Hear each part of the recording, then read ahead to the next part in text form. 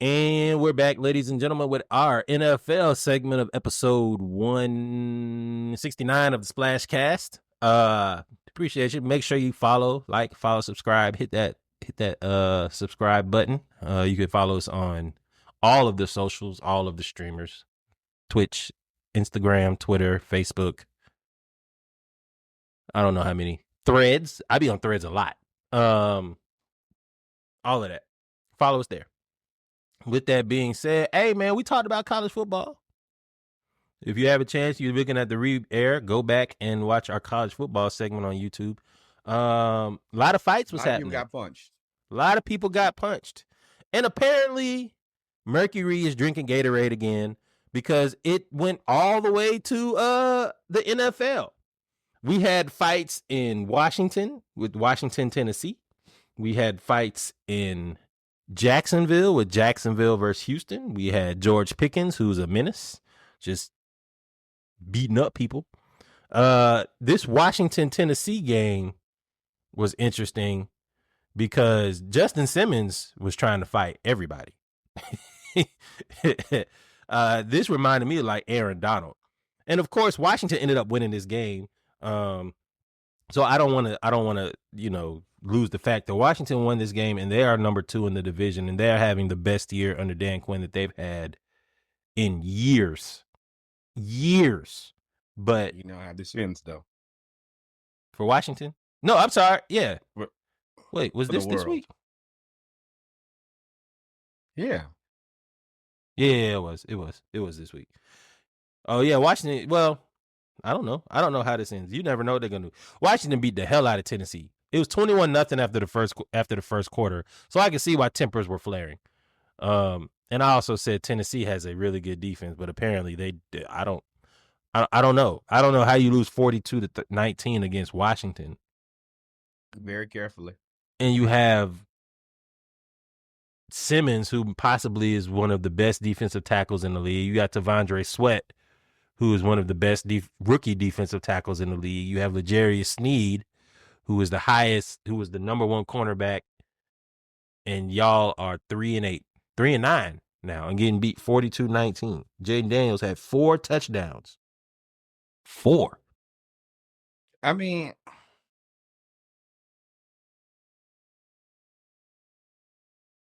Jaden Daniels, 206 yards, 3 touchdowns, 1 interception, 2 sacks. QBR 81.5, QBR rating 114. He also had 9 carries, 34 yards, and the longest was 12.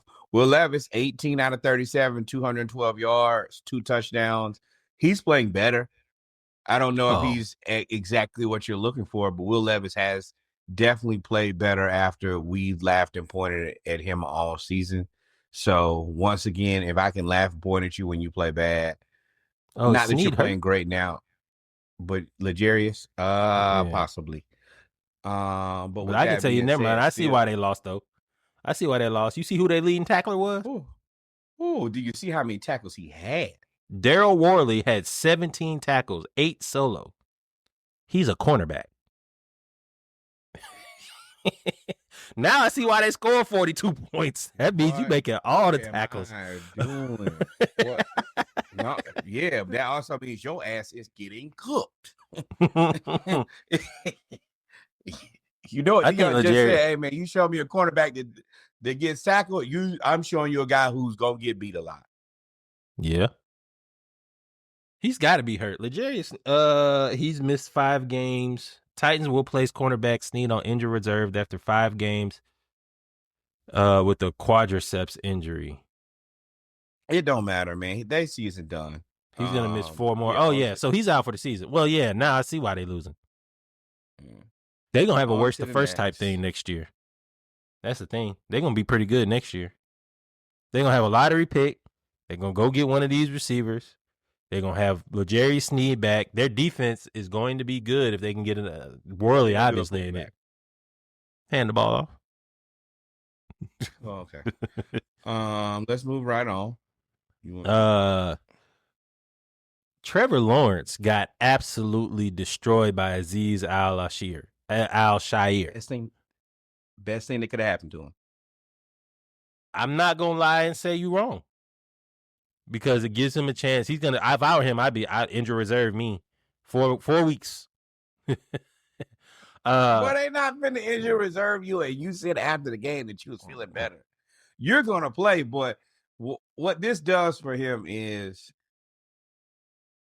I have to go back a little bit and tell y'all a little bit about the pod. But I've consistently told y'all since 2 years before Trevor Lawrence was up for his deal that he's not good enough to get paid what he was going to get paid. And I was interested to see if the Jaguars were going to do it. Because y'all know me.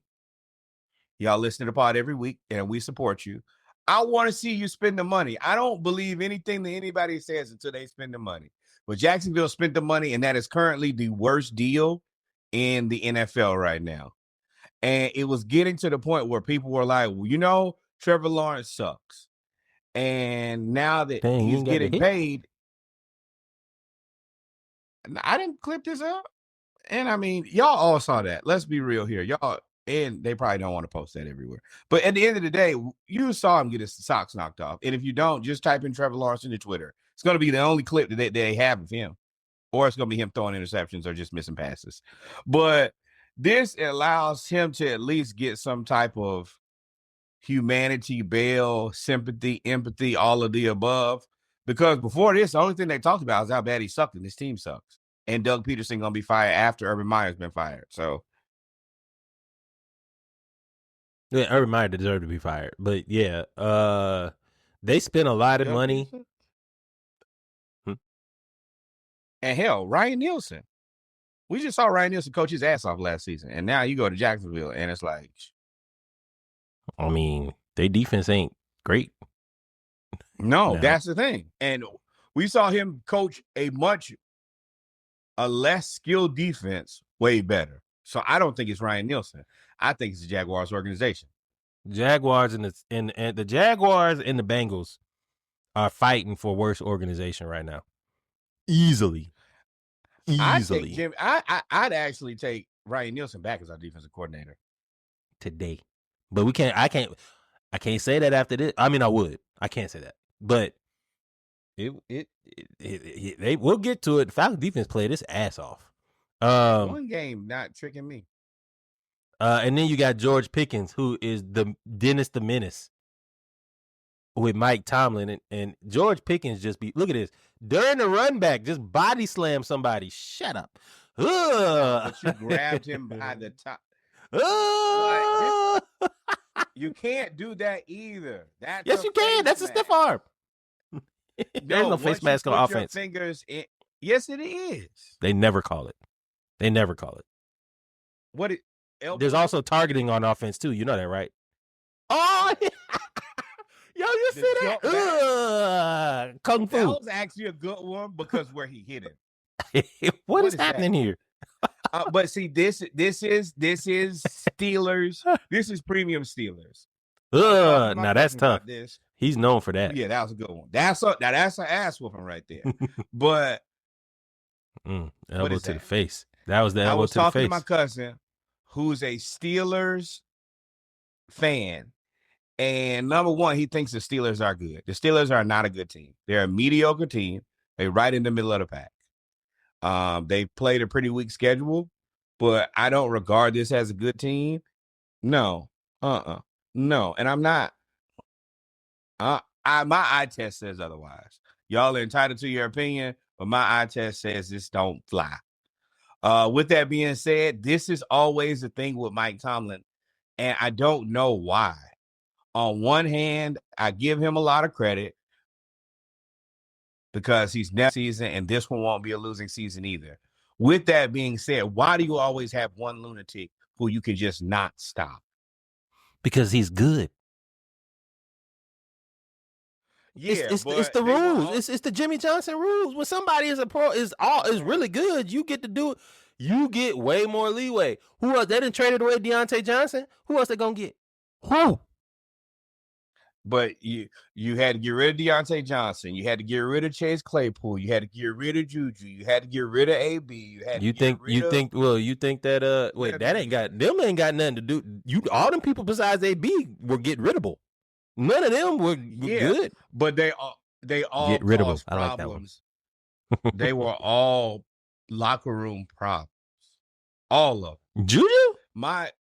Yes. You remember that? All that TikToking and doing all of that, and everybody. That's because they were losing. If they were cool when they were winning. Yes, but you can't be TikToking while we're losing. You out there, like, and they every year he has a guy who causes undue eyes on the organization in a negative way. Same thing, Chase Claypool.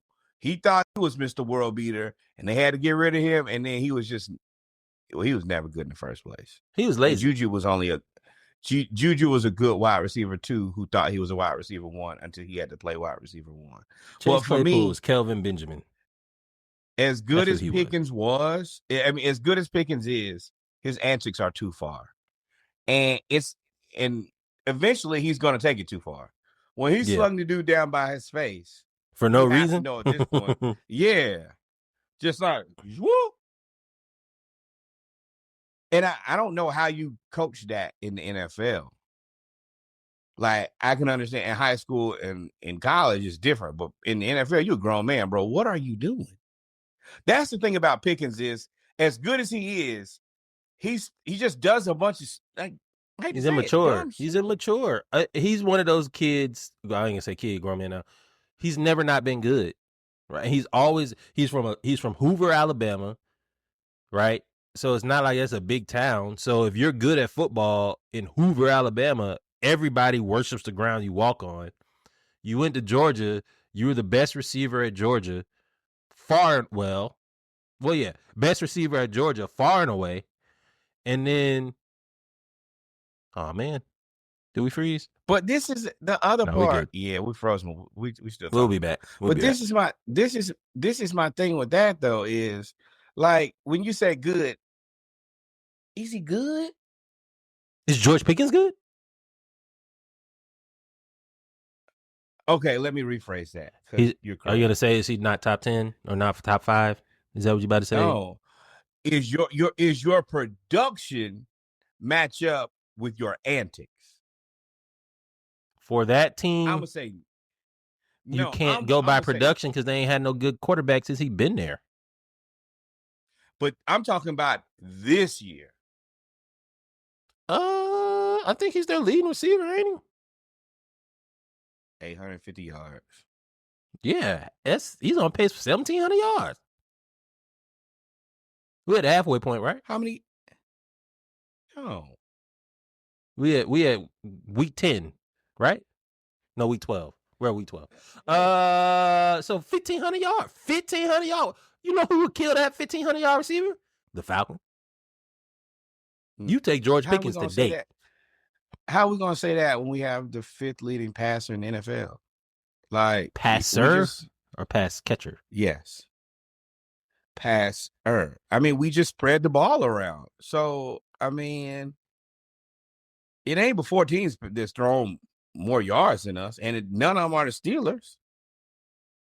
Yeah, he's on pace for 1,500 yards, dog. That's pretty damn good at wide receiver with Kenny Pickett, Russell Wilson, and Justin Fields as quarterback. You had Justin Fields this year. That's it. Like, let's see where he is. Complete leader. So let's look at receivers. I guess he's 7. He has no quarterback. He has no. He just got him. Russell Wilson has played for 3 games.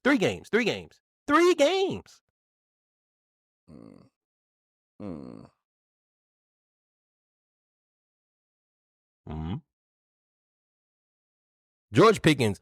If you put George Pickens on any team with you know where he would be amazing? San Diego. Him and Llad. Oh my God. Back together again. This is the thing with that. I'm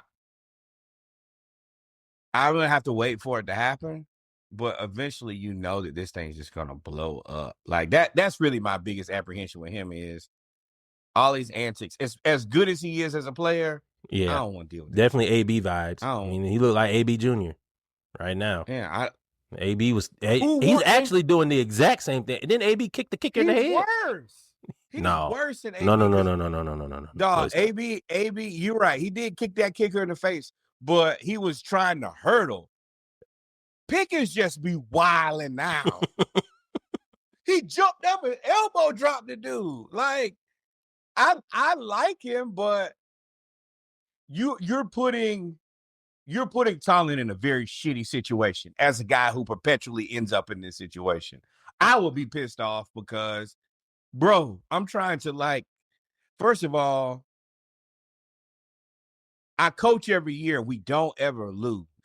I have to deal with a lunatic every year, and you know it. And it's like, you going to come here and be a lunatic.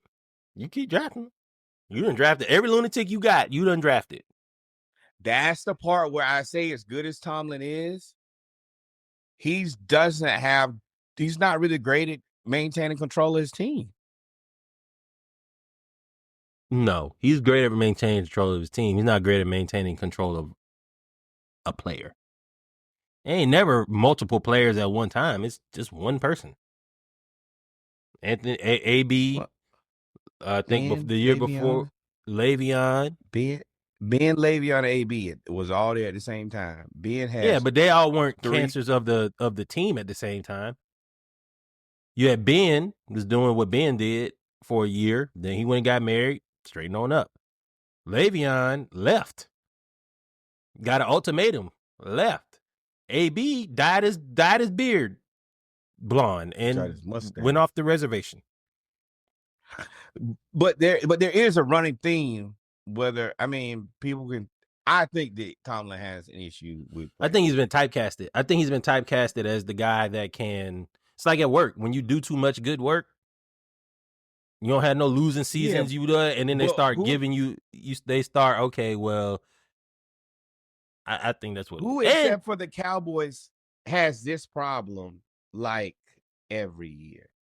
But also with George Pickens, and we'll wrap up because we talk about the Falcons. With George Pickens, you got him. We agree he's a first-round talent, right? Sure. You got him in the second round. You got him in the second round. At some point, you have to take the talent. You have to. You can't. You don't. Everybody can't take the same people. I can't. And I used. Yeah, you can't do certain things because bro, it's just. You did it now, but you just extending your streak. Take that for what you will. You're gonna win enough games, but it's not gonna matter. But I do think that eventually, I just see this blowing up. Yeah. For sure, they're gonna. I would trade him for right now. If you want to take that route, I would trade him for T. Higgins right now. And let me ask you a question: what do you do at the end of the season at quarterback? Russell Wilson.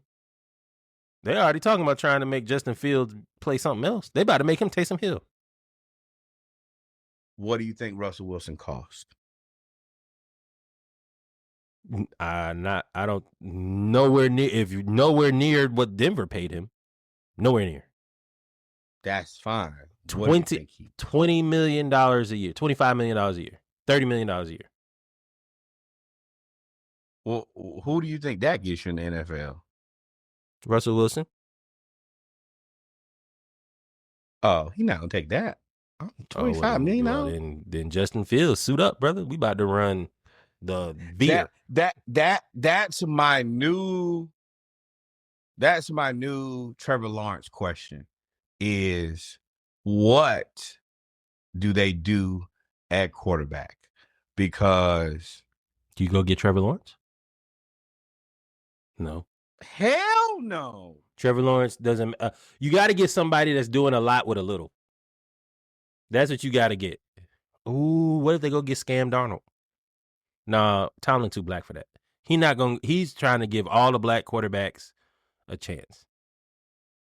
I don't know who you go get. Shador?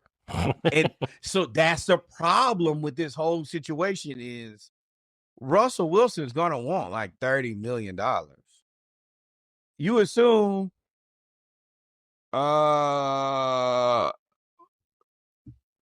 You think he would get paid more than Baker, right?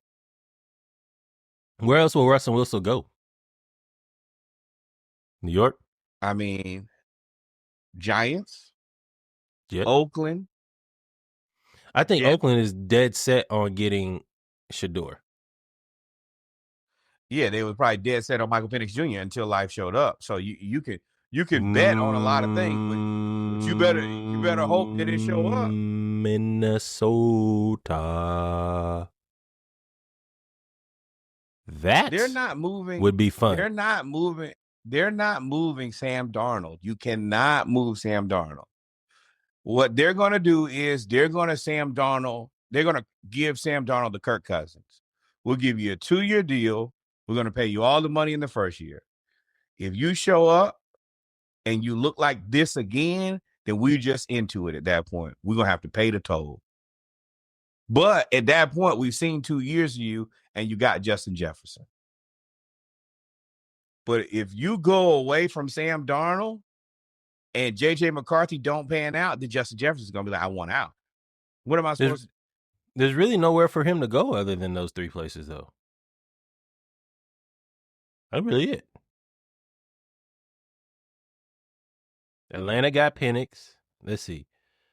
Maybe Carolina, but we'll talk about it. But you got Bryce. San Francisco got Purdy. Baker, which I think they're happy with Jalen, Matt Stafford. How long do you keep rocking with Purdy?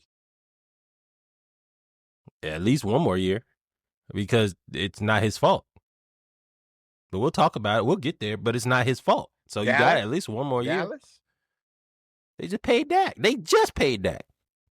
Oh, I think Dak. I think that there's a world where Dak would be happy to get out of Dallas, and Dallas would be happy to move on away from him. Now, Dak in Pittsburgh would be fun, sign and trade. But, I mean, now you talking about instead of paying Russell 30, you paying Dak 60.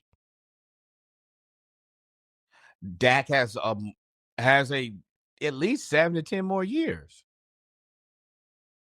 Is Dak worth 60 to you? He's got 2, maybe. Is Dak worth 60 to you? Oh. Would you rather take Dak at 60 or Russ at 30 next year? Dak. Wow. At 60? $60 million? That gives me at least it gives me more of a runway to figure this out. It gives me 5, and he's black quarterback, which Tomlin likes. He's 5 years. If you do that, that's with $60 million price tag, bro. And the thing about it with Russ is you just kept Ben Roethlisberger too long. If you get right back into it again, and the other part is Justin Fields is not coming back there for $1 million. Yeah, I can go to New York and play and get 25 and Raiders. Yeah, there are so many other places. Yeah, I'm not. And once again, New York. Justin Fields in New York will be great. No, I mean it could be. He can't. He got to figure out how to throw the ball over the middle. he and Anthony Richardson is the same people right now. It ain't. But all the money that you spent in Aaron Rodgers, you can now play. You can pay an offensive line. Yeah. Let's talk about it.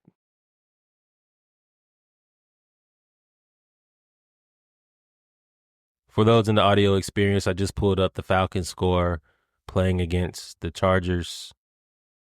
The Falcons lost 17-13, a game in which the Chargers scored on offense 8 points.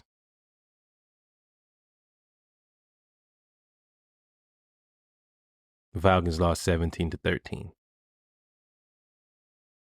Kirk Cousins threw for, do you have that stat up here? Mm-hmm.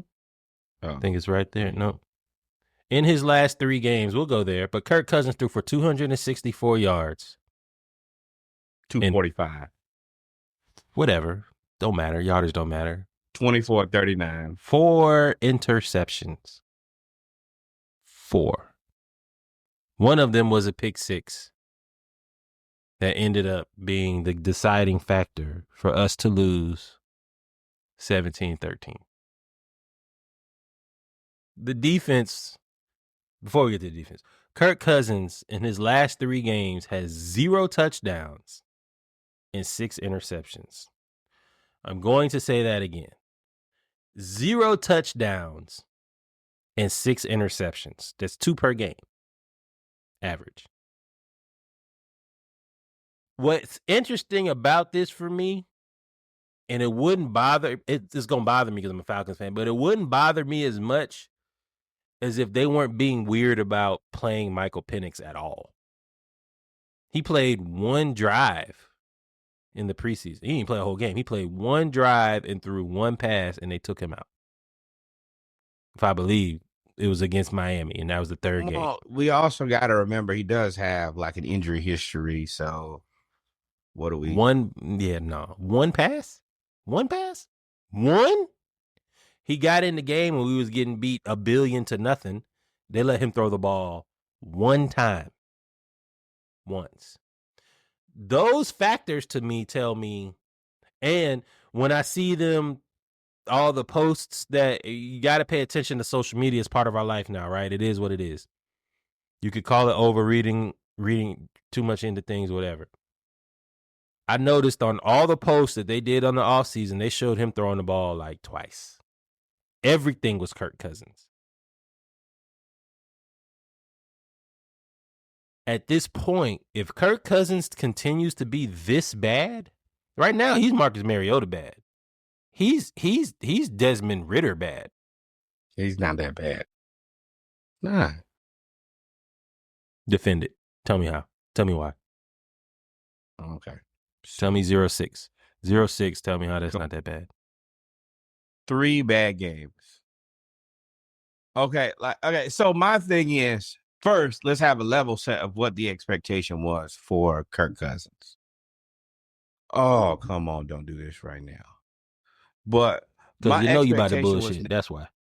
No. Mm-hmm. The expectation was never for Kirk Cousins to come in and be a world beater. He is a relatively mediocre quarterback, and that's what we paid him as is. He's not knocking anybody's socks off. But what he is doing is 67.4 completion percentage, which is higher than Lamar. When it comes to yards, he's 5th, 3,052 yards. The only people with more yards than him are C.J. Stroud, Geno Smith, Lamar Jackson, and Joe Burrow. Touchdowns, 17 touchdowns. That puts him tied for Matt Stafford. Now, the thing that's kicking his ass is he leads the NFL interceptions with 13, 6 of them in the last game.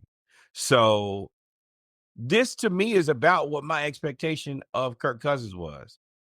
Some good games, some bad games. I did not expect him to come in here and be one of the best quarterbacks in the NFL, and I didn't expect him to be one of the worst quarterbacks in the NFL. I think he's pretty mediocre.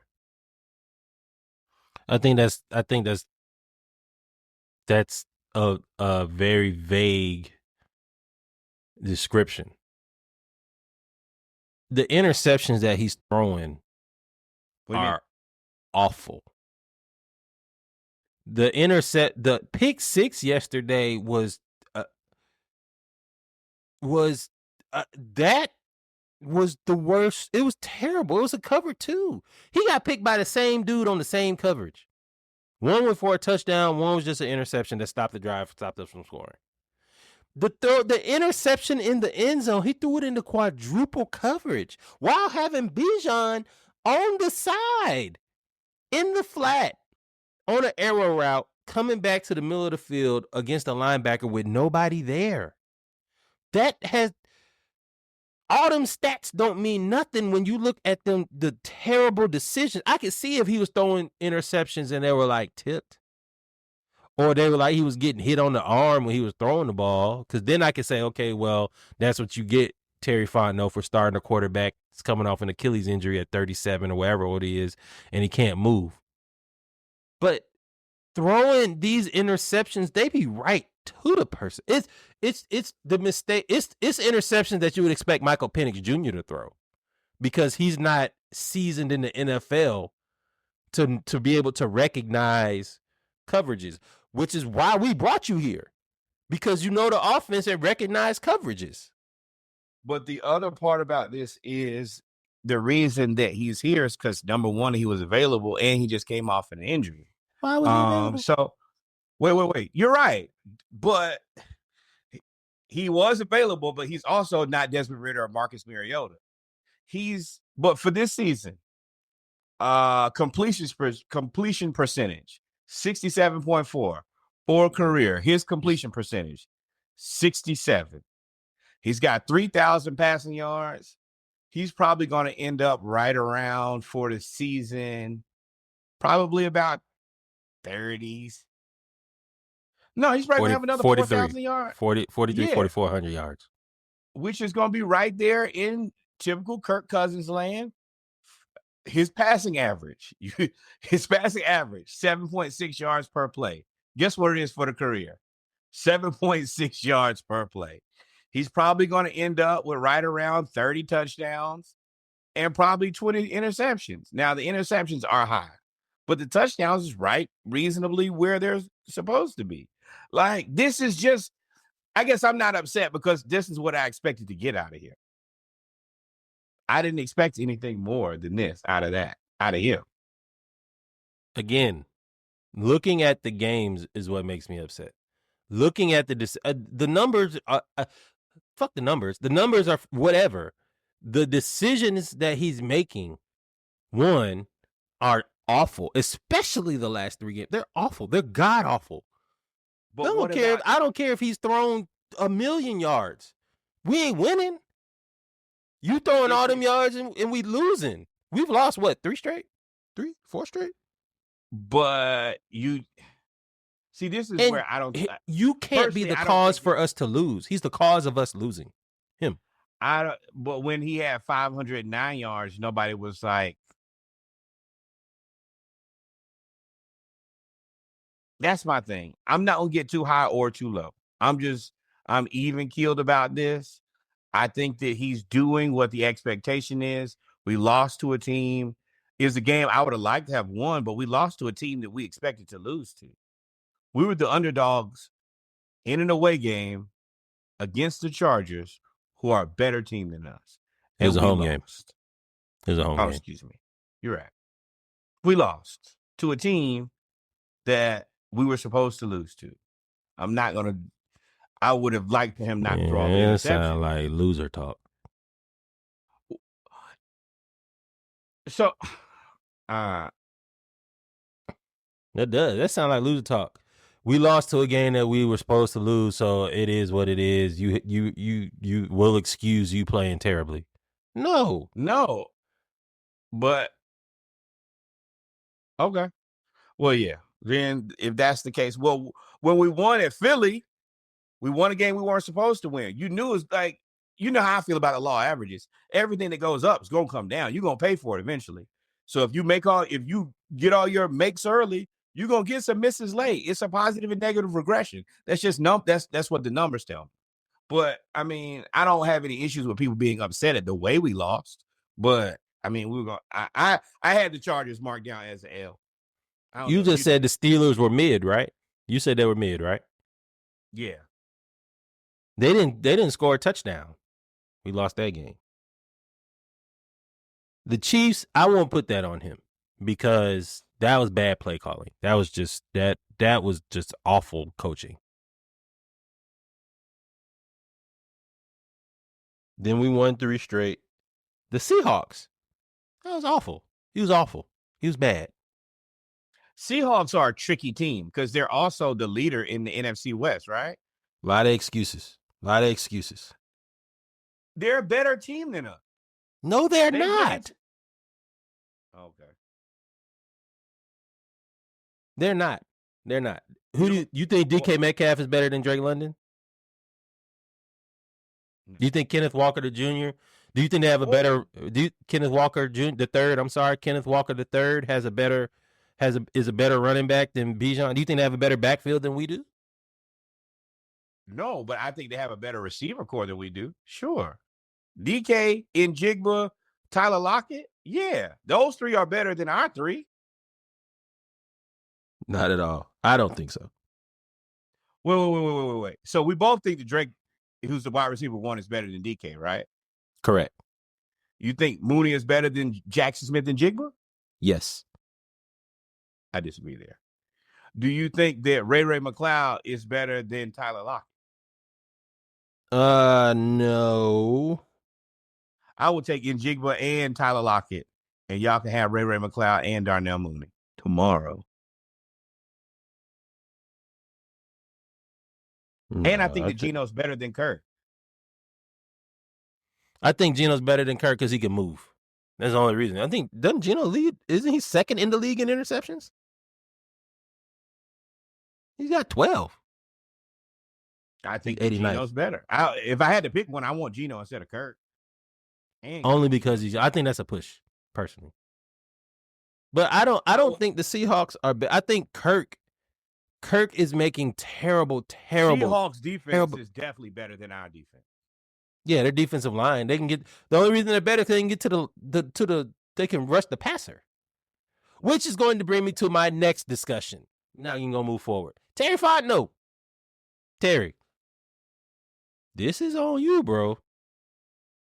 I've said it every week. We lose because of all the moves you've made. We can't get to the quarter. For the first time, we've gotten to the quarterback. We have 5 sacks this game, which is why it's so infuriating. We have 5 sacks this game. That's embarrassing that you gave up 5 sacks to the Falcons.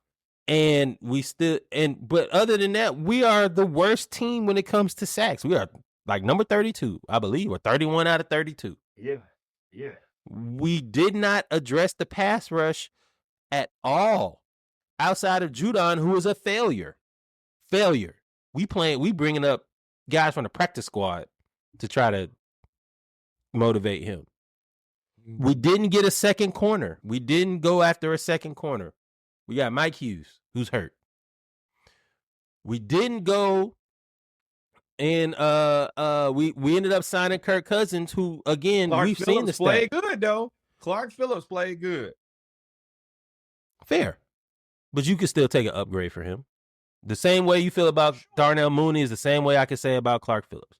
Same thing. Oh, without a doubt. There are many players. I honestly think that Mooney, if you're looking at Mooney and Clark Phillips, like not position, but like ranking to ranking, Mooney is much higher on the receiver list than Clark Phillips is on the cornerback list. Sure.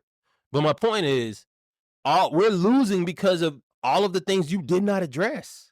Everything you didn't address, we're losing for. Everything. Okay, once again, level set. What is the expectation for the Falcons? Win the division minimum. The division is ass. So we're one game ahead.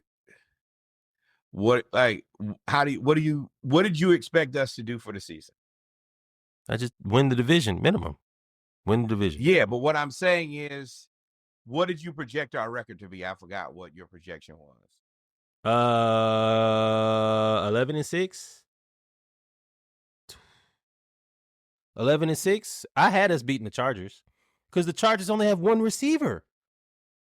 They only have one receiver, which ironically is the person you said is not good. Llad freaking McConkey cooked us in the first half, and the only reason he didn't do it in the second half is because he hurt his shoulder. Only reason. He's an elite wide receiver, star in the making. Are you being facetious? I can't tell if you're being facetious. I believe it. I mean, the numbers say so. Are you being no? Answer my question. Are you being facetious? No, he's becoming a star. Look at his production. It's crazy. We literally had this conversation like 3 days ago. And I've looked and I talked to you guys. And after I talked to you guys, I realized that he is cooking. He cooked us, dog. He cooked us in 2 quarters. That he is an elite wide receiver, and for many years to come, the world should be afraid. Now you're being facetious. No, I who's better, him or Ricky Pearsall? Him or Ricky Pearsall? It's not fair. Ricky got shot. Before he got shot. You don't want my answer. Yeah, I do. I'm asking you. You don't want my answer. I'm asking you a question. You don't I'm want my asking you. I'm asking you a question. Tell me. I think that I don't know the health of Ricky. I mean, you got shot. But I just said before he got shot. So throw that excuse out. If what I'm saying is if I have to pick one of these guys, I'm picking Ricky. 100. But I'm sure that you think that there's no difference between Brock Purdy and Justin Herbert. So that's the reason that I'm saying, like I'm going with what people want to say. Because here you go. So right now, y'all are seeing the conversation play out in person. This is exactly how the conversation went. Tell me more. Keep going. I'm gonna go like, see, like you're laughing and joking, and you're like trying to make this into something that it's not. But no, I'm not. I'm laughing. I'm laughing because it's funny. I also said the same thing about who Cooper Kupp was. I A good receiver. Nailed it. I nailed it down to exactly who he was and how good he was going to be. And I nailed it perfectly. But we no longer talk. Nobody believed you. No longer. Exactly until it happened. No. Now, Cooper. Okay, go ahead. Cooper You're right. Kupp I'm interrupting. is no longer a star receiver in the NFL. If you look back, Cooper Kupp is not. He's going to have he's going to have 4 good years. That's it. Now, Llad, I put it in a different conversation, but the reason I put him in the conversation is because I think that Justin Herbert is pretty good. And I've looked at Justin Herbert a lot, and I think that Justin Herbert reminds me of a Matt Ryan type of guy. Will he ever be your number 1, number 2, number 3 QB? Maybe one season, and that'll be the season that he wins the MVP. But what I do think that Justin Herbert will be consistently is probably 4, 5, 6, or 7 in quarterbacks for his entire career. Then you're going to look back and say, damn, he wasn't Tom Brady. I don't know what this thing is doing. He wasn't God, Tom Brady. Bro. It be God, Sean. It be God. You bullshit. He's not Tom Brady. He's not Aaron Rodgers. He's not the GOAT. He's not Phillip Rivers. Yeah. But the same way that Matt Ryan was always kind of at the end of the best QBs, but he was that guy every year. That's what I think that Justin Herbert is. So his achievements will be lifetime achievement, but I think it's there. We got all this from you think Ricky Pearsall is better than Llad McConkey. I just want to make sure. I want to make everybody understand. I want to make everybody understand. No. That's not how we got there. That's not how we got there. It was a very simple question. Reggie asked me, is Llad McConkey better than Ricky Pearsall? Now, I want to know. I asked you, who would you take? Go ahead. So who would you take? Llad, easily better than Ricky. Easily. Better route runner. Do you think better hands? Easily. Ricky Pearsall makes a lot of flashy plays that I saw at Florida. But if you look at the tape, route runner to route runner, receiver to receiver, it's Llad. Easily. Oh, okay. So do you think that Llad has a better quarterback than Ricky? Yeah. So do you think that if Ricky was playing with Justin Herbert, he would be close to these numbers? No. Well, close. Okay. No. I don't think he would be as good as Llad. No. Justin Herbert has said Llad makes it easier for me to be a quarterback. It's no.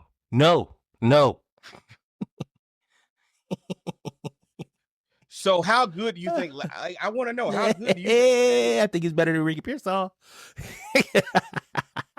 Okay, well, I wasn't the person that got shot. Yeah. Here we go. He was better than Ricky Pearsall before Ricky Pearsall got shot. Okay, let's try to figure this out. Do you think he's better than Brian Thomas Jr. in Jacksonville? Comparable. I would push. Actually, he's a better receiver. Yeah. Brian Thomas Jr. is good at running deep routes. He is very good. As a total receiver, Llad is better. Is he better than Marvin Harrison Jr.? No. I mean, that was number one. That was wide receiver 1. No. Neither is Ricky Pearsall. Okay. So I don't know how good you think he is. Like, I guess, who do you think are his comps? As a number 1 receiver? I mean, I don't know. I mean, I don't know. He's a really good route runner. I don't know. Yeah, I don't have an understanding of how good you think he is by what you've given me so far. I don't know if you think he's like elite wide receiver, or he's just like a guy having a good season, or is he like? Well, I mean, it's only one season, so I don't understand what you're trying to transform this to. You said Llad McConkey was not good. You've said that for now on tape. It's all through here for about 3 years now, right? Yeah. Then you also said you also said once he gets to the pros, he's not going to be able to do this in the pros. You also said that. These are your words. I was wrong about that, but it's crazy how like only some of my words kind of matter, but not all of them. No, they all matter. They all matter. But you also like again, you like to shift and pivot. Because what you just did is what you do. Is Llad good? Okay. Yes or no? Yes, but do you think he's? And then you'll try to compare somebody to like the GOAT, like Tom Brady. You do stuff like that all the time and try to make yourself seem right. I don't understand how good. Like, I don't know how good you think he is from what you told me. I think he's better than what you thought. What are you talking about? I think he's better than what you thought. You just said he wasn't good. You said he wasn't good. I agree with that. He's better than what I thought. But that still doesn't really give me anything. What do you give you what? I'm talking about what you said, and you're telling me to give you something about what you said. You said he wasn't good. You just asked me, is he better? I asked you, was he better than Ricky Pearsall? You said no. You asked me, is he better than Brian Thomas Jr., who you said is the best wide receiver? I said yes. What else are you asking me? Thomas was the best. You said that in past. You said he's the best rookie wide receiver. You said that multiple times on multiple episodes. You said that before this even. I said that before the season started. But what I'm saying, you said that during the season, because you keep bringing up the rookie wide receivers. I can tell you how good I think that Llad is. How good do you think he is? I can be. He is. You literally just asked me. Marvin Harrison Jr. is wide receiver among the rookie wide receivers, right? Wide receiver 1. So he's wide receiver 2. Maybe 3. Okay. I think Malik Neighbors is probably better, but he's just in a terrible situation. But I think he's a good route runner. I think Llad is number 3, possibly number 2. In the rest, in relation to the NFL, where do you put Llad?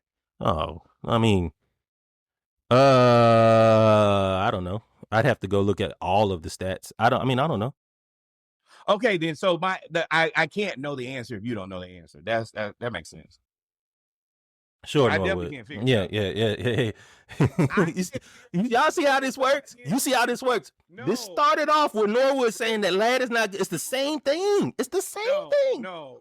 And then he said he would take Ricky Pearsall over Llad. And now he's trying to say, where is Llad? See? No. So where's Ricky Pearsall then? Where's Ricky Pearsall? Let me tell you the difference. Let me tell you the difference between you and I. I can very clearly tell you how good a person is, and I can actually do a pretty decent job of projecting how good they'll be for the next 3 or 4 years.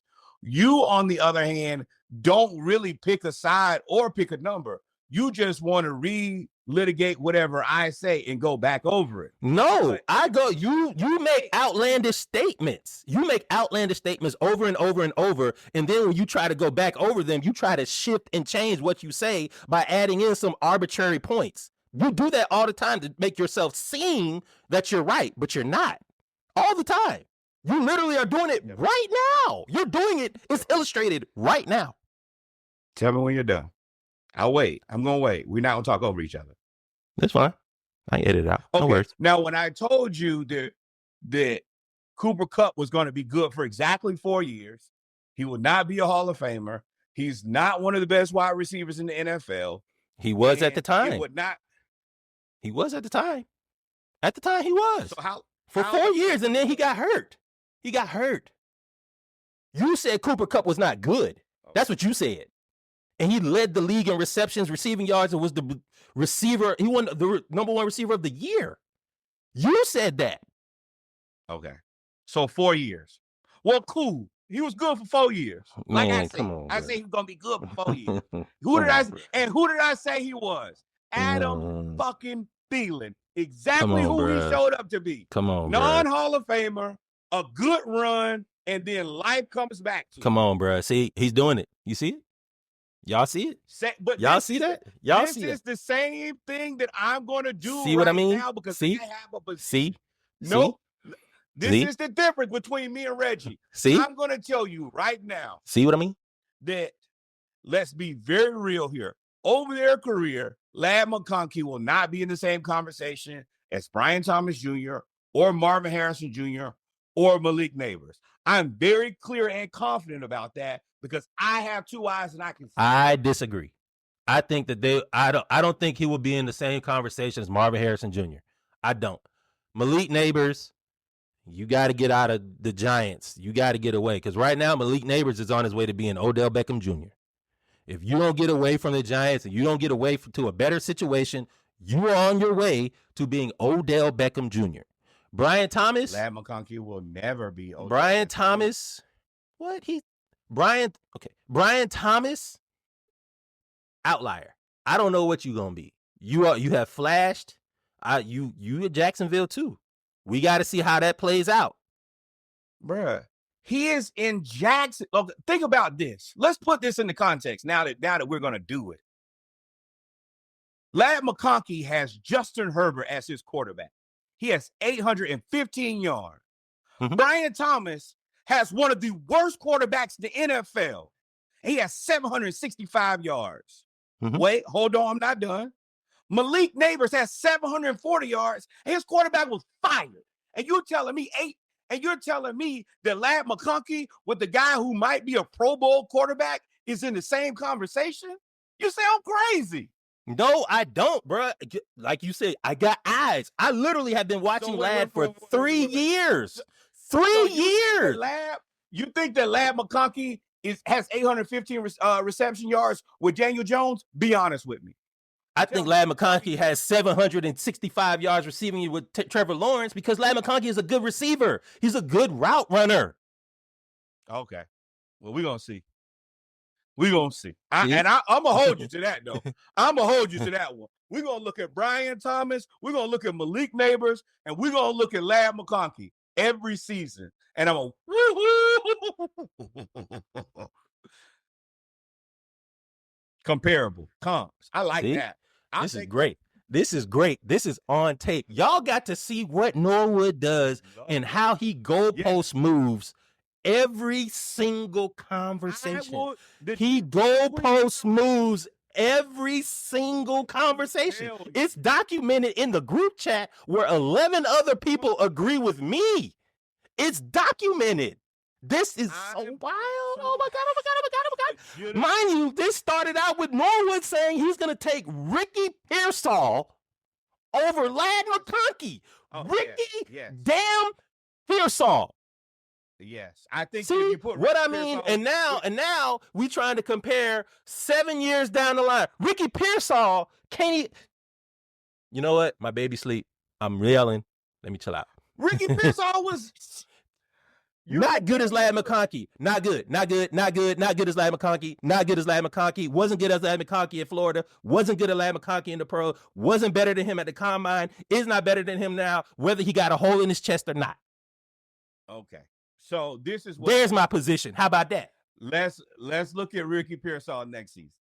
Don't give up, man. Let's look at him right. Like, man, whatever. How are you going to look at him this season? Ricky Pearsall has not been good for better than Llad for 3 years. Has not been better than Llad for 3 years. And hadn't been close. Okay. Like, you sound like, but hold on. But this is the other part. I will tell you who I will rank them and I will pick a person. Reggie, he admitted out of his own mouth, I don't know how good he is. That's not a position. No.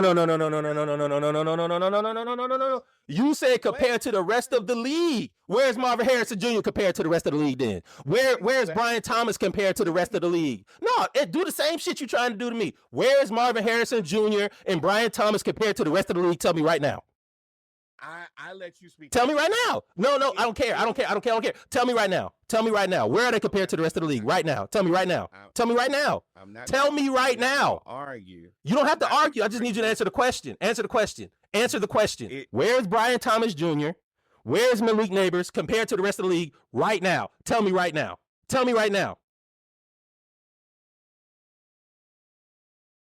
I think that what's fair for the goose is fair for the gander. So if I had to lead with the last one, and I made very clear, man, see, wait, Told see y'all. this, but Told this y'all. is the thing that you're doing. Answer the question.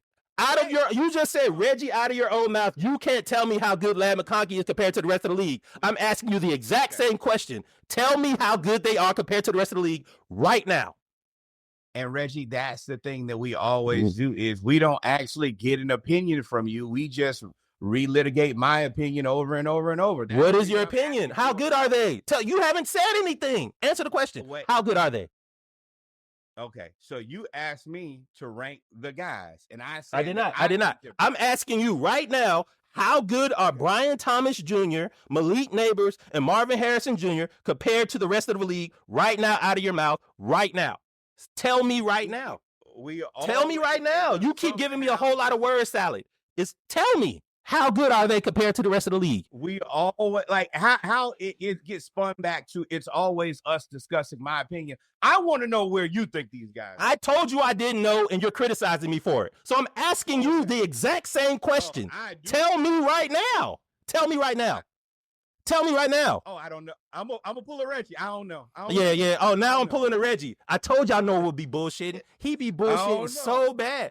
You really don't know. Tell me. What do you tell me? You know. Tell me. I'm literally telling you I don't know. So you tell me, since you know, tell me how good they are. Tell me how good. Don't try to look it up. Tell me how good they are right now. I don't have stats in front of me. Tell me how good they are. Tell me how good they are. This is very simple. So this is what's going to happen.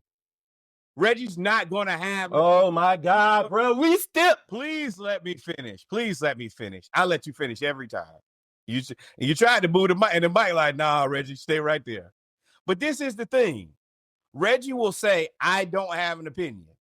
I have an opinion. I'm willing to live and die on my opinion. But what will happen is, if my opinion does not come back as 100%, we will be back here relitigating my opinion instead of relitigating. What? Bro, you the one that brought up that opinion. Okay.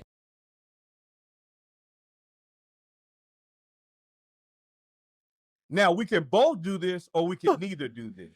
I'm going to tell y'all, all of this is saying he still has not answered the question. But go ahead. No, because I'm always the person who ends up answering the question. That's the reason I'm saying we can both do it. Not like here, though. You didn't answer nothing. You still haven't answered my question. I literally have asked you the question for now. The last 5 minutes, I've asked you the same question, and you giving me a lot of word salad. You have still not answered the question. And I asked you the same question that you asked me. And you still haven't done it.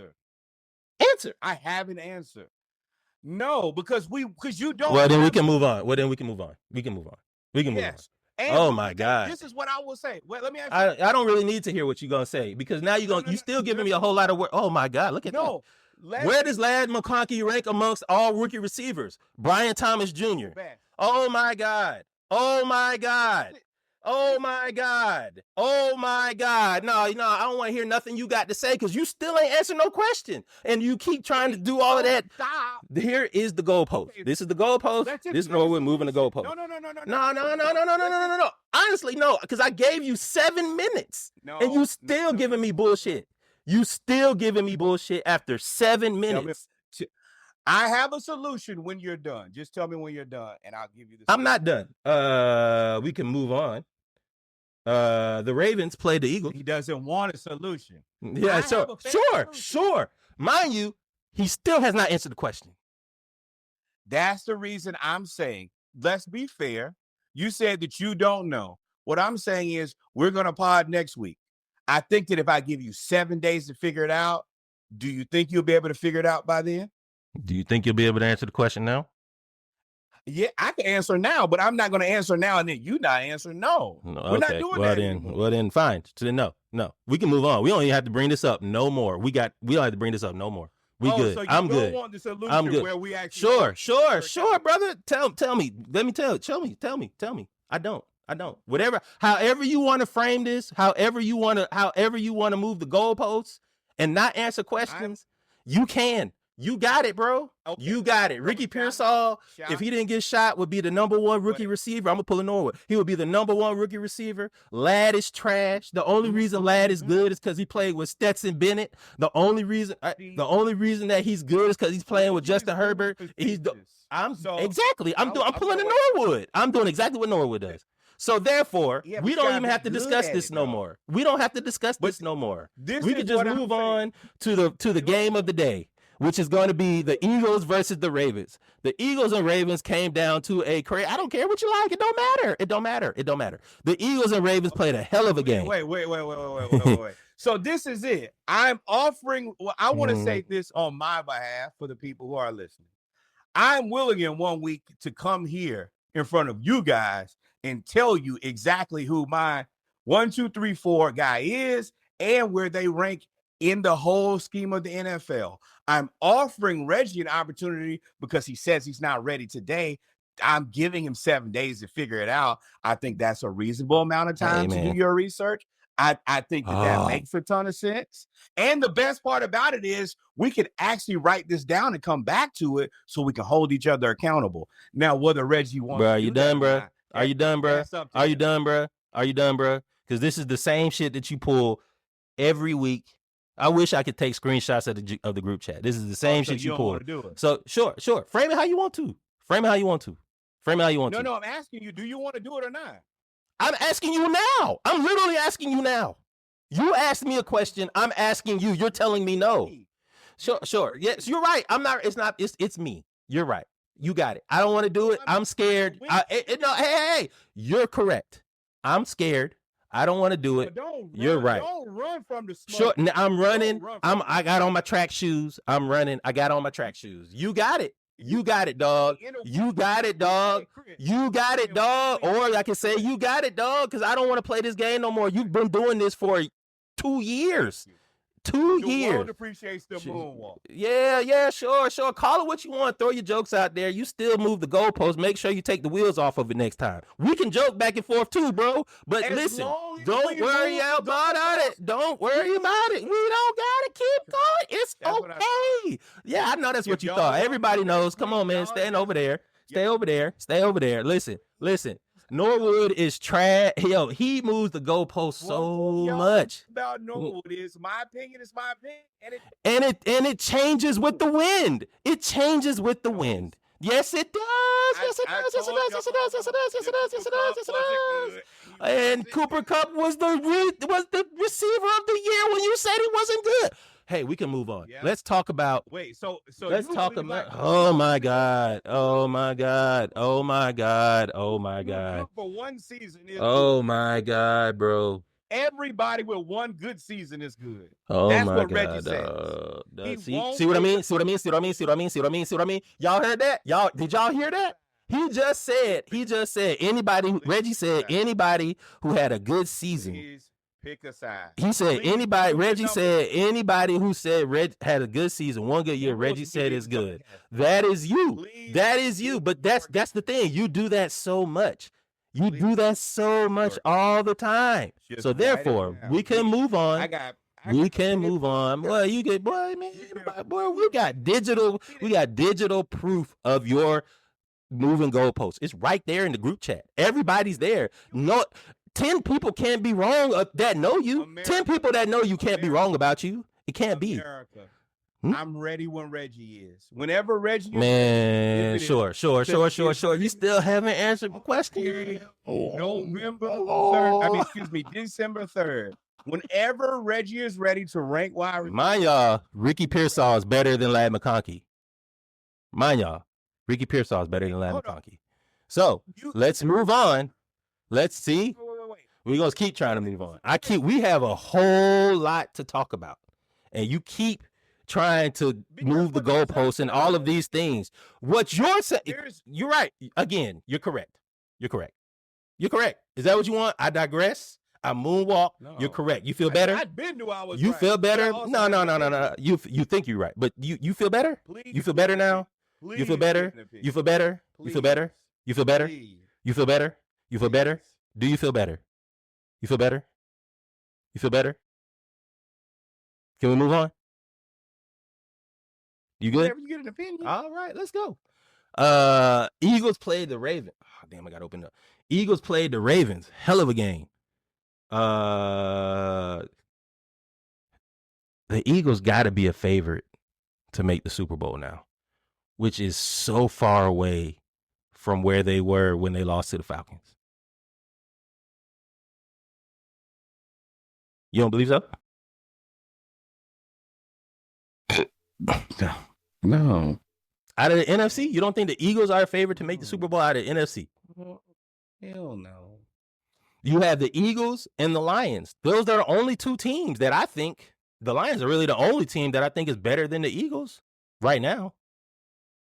In the NFC, let's see. NFC South, nobody. NFC West, nobody. NFC East, nobody. NFC North,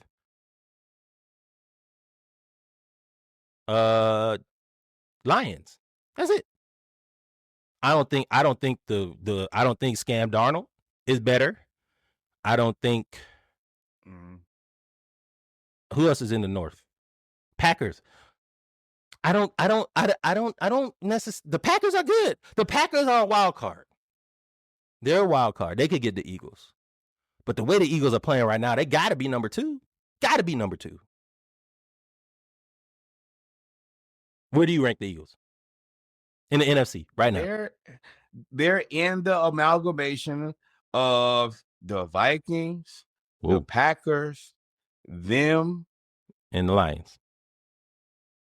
No, I think that the Lions are clearly head and shoulders above everybody else. They've been consistent. I would agree with that if Hutchinson wasn't hurt. Week. If Hutchinson wasn't hurt, I would agree with that. They've been consistent. Even after Aiden Hutchinson went down, they haven't missed a beat. Eagles haven't played this consistent all season. They won 8 games in a row. No. Yes. But how many games in a season? How many games have they played? 12. Okay. Right? 12, right? Right? Am I right? They 6 and the Falcons are 6-6. They're 9-3, 8-4, 9-3. Yeah, 12. They've won 8 games in a row. Okay, now let's look at these 8 games in a row. Yeah. Cleveland sucks. You just said Cleveland is a good team minus Deshaun Watson. This is when Deshaun Watson was the quarterback. Right. Okay, when they played, they sucked. Okay.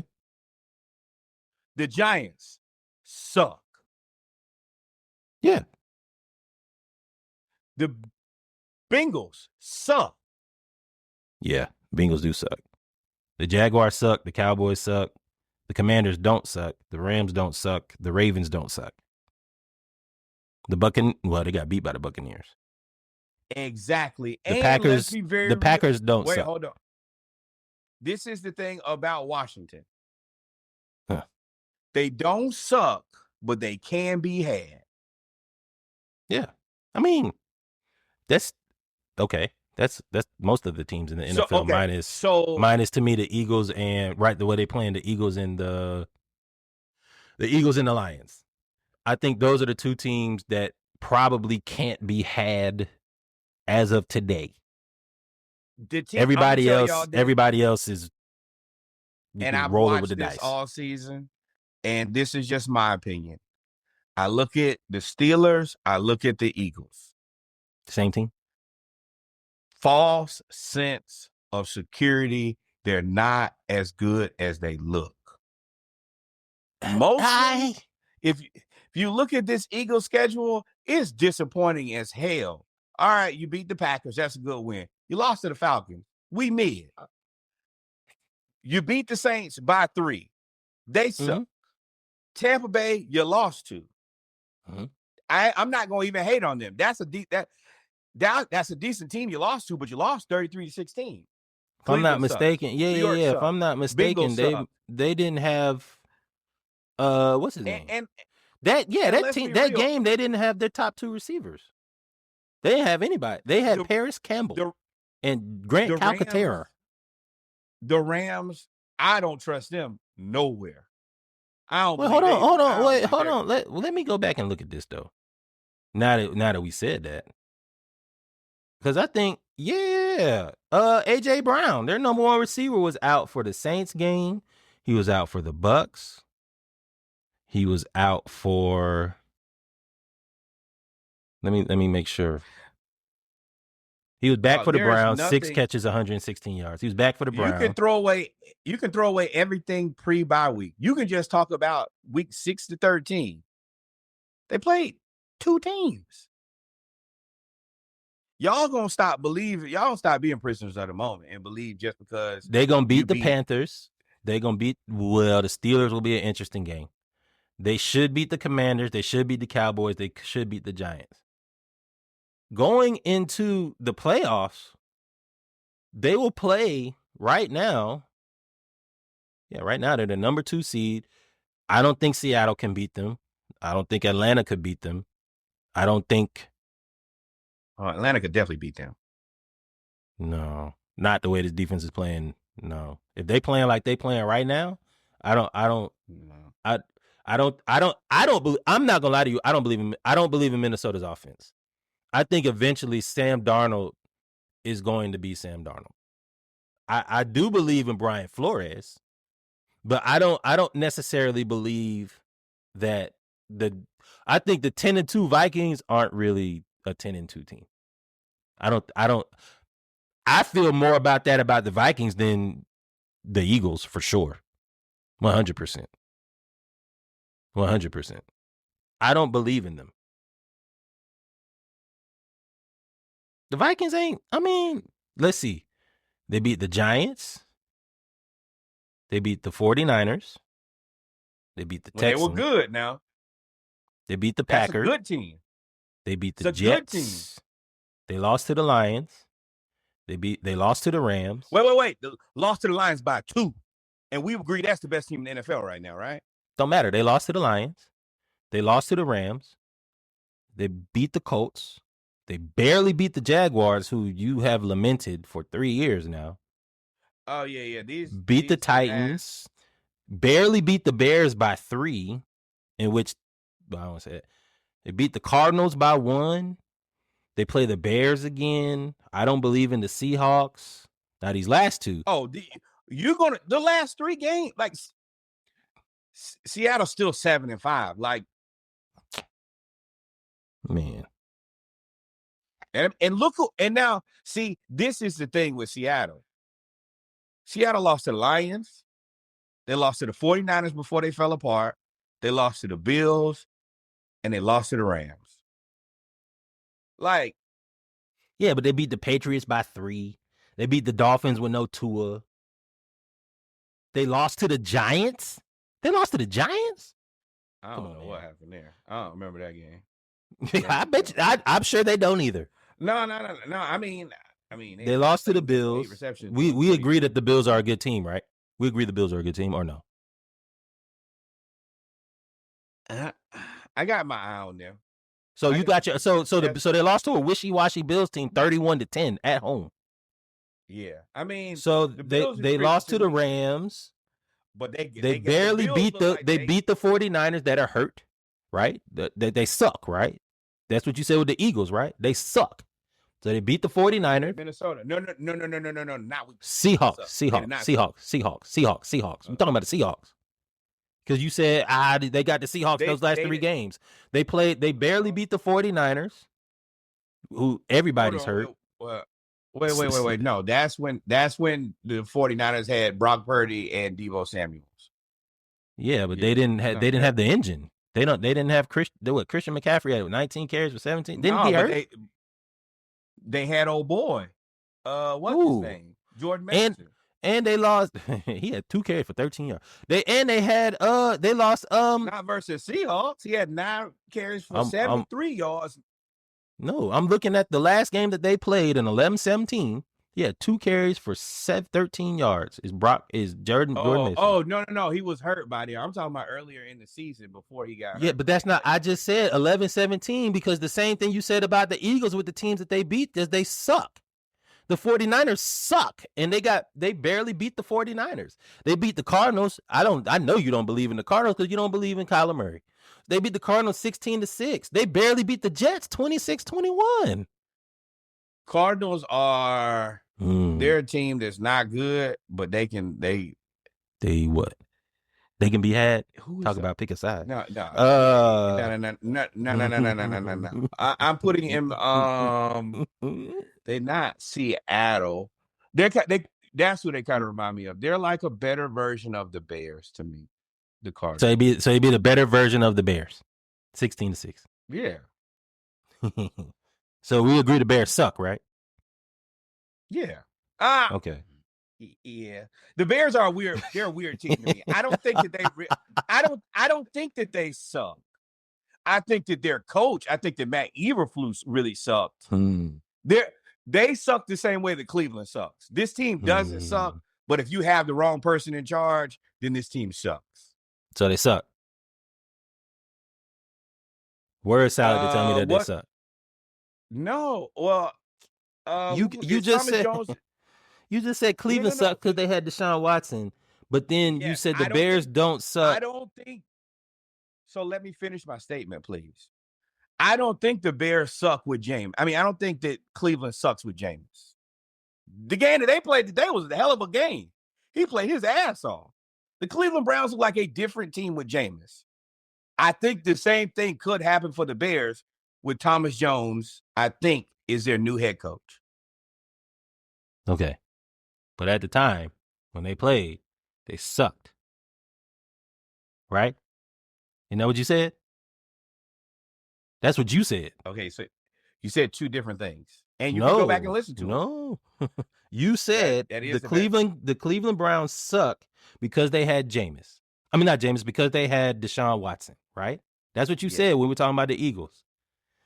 I then say that the Bears, so that's what you said. So then the Eagles, so then when we're talking about the Seahawks and the Bears have Eberflus, we agreed that they suck when they played them, right? Let me clarify so that my message is communicated properly. Hopefully you understand this. When the Bears had Eberflus as their coach, they surely sucked. I don't know how good they are with Thomas Jones as their head coach. When Cleveland had Deshaun Watson as their quarterback, they sucked. I think that Cleveland is a good team with Jameis as their quarterback. Okay. Cool. So, with the Cardinals, with the Packers, I don't think the Seahawks are better than the Packers. I think the Seahawks and the Cardinals is going to be a slobber knocker. I don't think the Seahawks will beat the Vikings. I do think that they'll beat the Bears, and I don't think that they'll beat the Rams. So I think the Seahawks are in for a rude awakening. They end up 8-9. If they don't, they may beat the Cardinals. The Cardinals are beatable. That's a team that can be had because they beatable. But I personally don't think that they'll beat them at home because the Seahawks are 7-5 and the Cardinals are 6-6. They are one Patriots field goal away from swapping spots. So it's I don't believe in the Seahawks. I don't think the Seahawks are good. So to me, I don't think the Seahawks and the Eagles even belong in the same discussion, to be honest. If you really want to have that conversation. 2 good wins on the season. Don't matter. I don't think the Seahawks are the premise of the conversation was that the Seahawks and the Eagles. I don't think the Eagles are in the same conversation as the Seahawks. I think it's head and shoulders, knees and toes. Their defense is better, their offense is better. I think they're way better than the Seahawks. Now, when it gets to the Eagles and the Lions, I think the Lions. I do agree that the Lions are by far and away right now the best team in the league. Well, the only team that beats the Lions right now is themselves. I think at the top of their game, we're waiting for it to happen, but that's the team that beats them. Is themselves. At the top of their game, talent to talent. That's a difficult game. To me, I think the Eagles defense right now is playing as it's not even they're a top 5 defense, top 3. I think it's Lions. So you think are you thinking that Sirianni has figured it out? No. Do you think that? No. Well, I don't know. I don't know if Sirianni made those moves. I don't know if he made the move to put Cooper DeJean in. I don't know why he wasn't playing. I have no clue why he wasn't playing. They were playing that other guy who was awful. But for whatever reason, they got Nakobe Dean back. He wasn't playing, remember? He got back, and now that whole defense looks crazy. Jalen Carter doesn't come off the field. What's your level of confidence in Sirianni? In Sirianni? I'm confident that he's learned to stay out the way. For sure. I don't know. I don't know what does that mean? Level of confidence in what? That he stays out the way? Yeah. Yeah, I think he'll and doesn't money himself anymore for the rest of the season. I think it's high. Because he was on the chopping block. He was about to get fired. They were about to fire him. He brought his kids to a press conference so that y'all wouldn't ask him no questions. They got healthy, and he also moved out the way. They made personnel changes. Cooper DeJean makes that team. Him and Quinyon Mitchell. Terry Fontenot. Him and Quinyon Mitchell look crazy together. Quinyon Mitchell looks like Darrelle Revis. Now, I know this is just his rookie season, so I understand that it is a moment thing. But we haven't seen a rookie cornerback come in the way that he has and shut down everybody. He shut down everybody. Now, part of that does have to deal with the fact that the opposite corner was so terrible.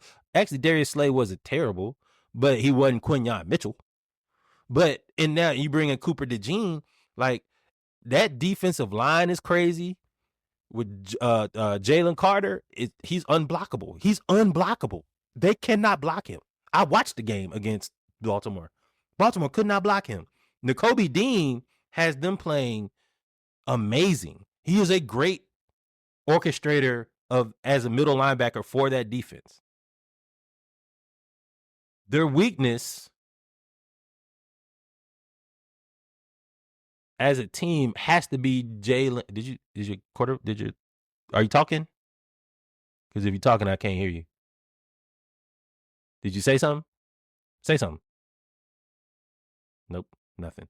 But the only weakness that you have should be now. There it is. The only weekend that you have is the quarterback, and if he can just stay out of the way, if him and Sirianni cannot fuck up this, this is one of them things you just let the ball roll down the hill, let the snowball roll down the hill. They are good. They're talent wise, they are good enough to play with anybody in the league. Yep. But between the expectation of them being good and all of the things that are around them, I'm waiting for them to crumble. It's matter of fact, the Steelers. That's the difference. Coaching is what separates Detroit and the Eagles. That's the only thing that separates them. Which is why I say if they were to play together, one game, it's gonna be crazy. Now, I don't even know who the Eagles' offensive coordinator is. But the offensive coordinator for the Lions, I mean, he's cooking up. And defensive coordinator, what are you talking about? Dan Campbell gonna replace that whole staff next year. They're all gonna be head coaches. 100%. Because there's and they stay. That's why they so determined, because they know they all came back for one more year. That's it. Nick Sirianni you better win a couple playoff games or your ass gonna be out of there. 100%. You will be fired if you lose the first round. You will be fired. You will be fired. You will be fired. They may not let you even walk into the facility. Hit you with the my code don't work no more.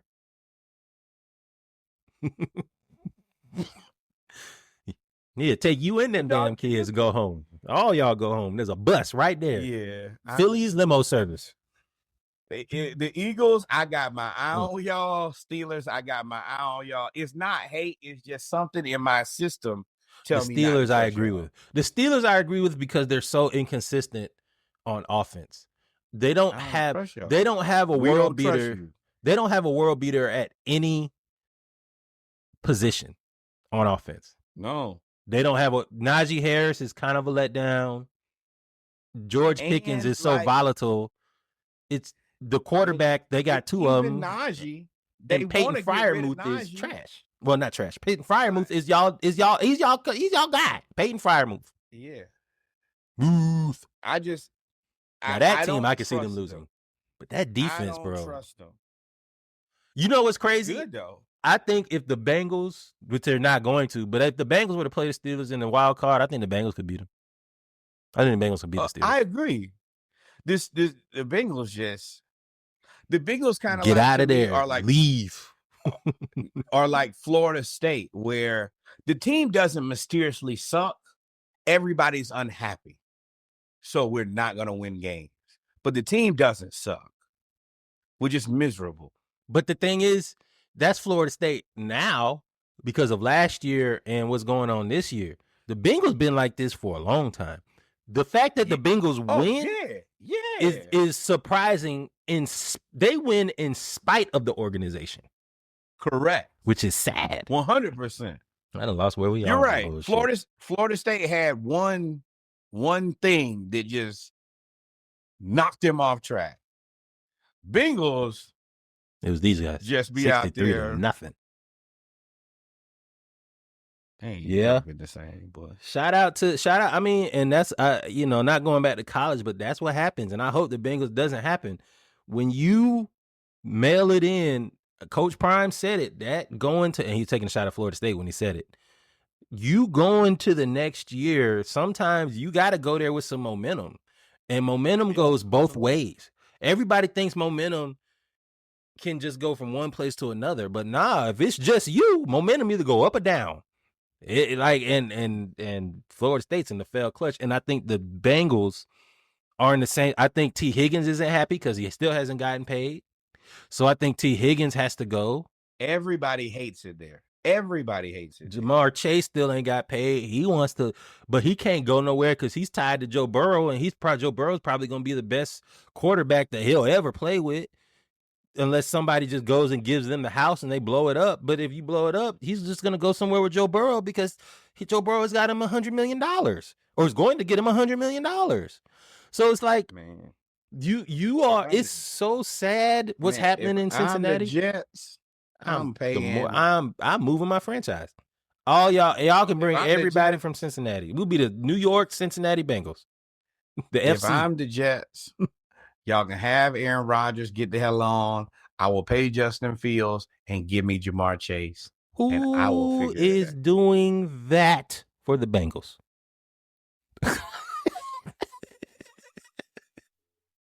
Why would you do that? I mean, honestly, I don't even need him.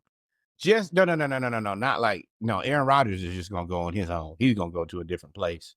But sunken place. Honestly, he already there. He's already there and the last person to figure out. But yeah, I'll take T. Higgins because you already got Devontae and Garrett Wilson. And give me Justin Fields and Breece Hall. Hell yeah. We could the same way that the Browns suck because of Deshaun Watson, the Jets suck because of Aaron Rodgers. Which is so wild to say. So wild to say, but that's what you get. No, it's not. And I don't have no sympathy because you held that franchise in Green Bay. You held because of him too. And the Packers, shout out to Matt LaFleur, goddamn Falcons, for getting out from under there. You decided you drafted Jordan Love and you got the hell on Aaron Rodgers. It took all the leverage away from Aaron Rodgers. Aaron Rodgers, when we've noticed that when he has the leverage, he is going to fuck your franchise. When he doesn't have the leverage, he's going to leave, and you're going to end up getting a whole bunch of draft picks or getting a whatever, and you're going to be good to go. The Jets deserve that. The Jets deserve it, though. They deserve it. I'm not about that. Yeah, and I'm tight. The Falcons didn't have enough foresight to go get Robert Saleh as a defensive analyst. Should have been right there. He was not going to the Falcons. He's going to somewhere where he was familiar with somebody who he already liked. That's the reason he was there before the end of the week. Yeah. 100%. I'm going to San Francisco. That's a homeboy call. Hey, man. Hey, bro, y'all know who I am and what I'm about. It's a Brian Flores to Pittsburgh call. It's the same thing. Mike Tomlin knew Brian Flores and was like, "Yeah, come on, bro, I got you." Yeah, but it's. Go ahead. I was about to say Baker Mayfield sued his dad. He says his dad took $12 million from him. Nobody saying anything. That's weird. It's not. It's weird, but it's not uncommon. It's not uncommon for family members to. I mean, it happened to Terrell Owens. It happens to so many people. It happens. It's to weird. Luka. Luka mama tried to run off with the 77, but there's a difference between. There's a difference between like T.O. and his family situation and Luka coming from Slovenia. Baker Mayfield parents, they weren't rich, but Baker came from a decent life now. Like, you already got a couple dollars and you stealing from your son is crazy. Couple dollars and a couple million, a little different. Them zeros make a difference. Yeah, but Baker doing y'all that bad that you needed to steal the $12 million? That's crazy. I don't know the situation, so I don't want to speak out of ignorance, but it sounds like to me the father thought he was more privileged than Baker. So it sounds like to me Baker was like, "You my dad," like like it's like when parents treat your family treat the child as a lottery ticket, right? Oh, he made it, so I'm gonna do this and I'm gonna do that, and I think lo and behold, Baker. Sounds like to me, Baker gave that man a card and was like, "Cool, do whatever you need to do. You my dad. I got you. We good." And his dad was just soup. Let me get that. And when you look down, that bill $12 million. But I don't know. That's just me speculating. I think they say Baker Mayfield made like $85 million for a career, and out of 85, you got 12, which means he didn't take 12 at one time. And 85, you know what that really is? That's 40 after taxes. Oh, you think that was taxed?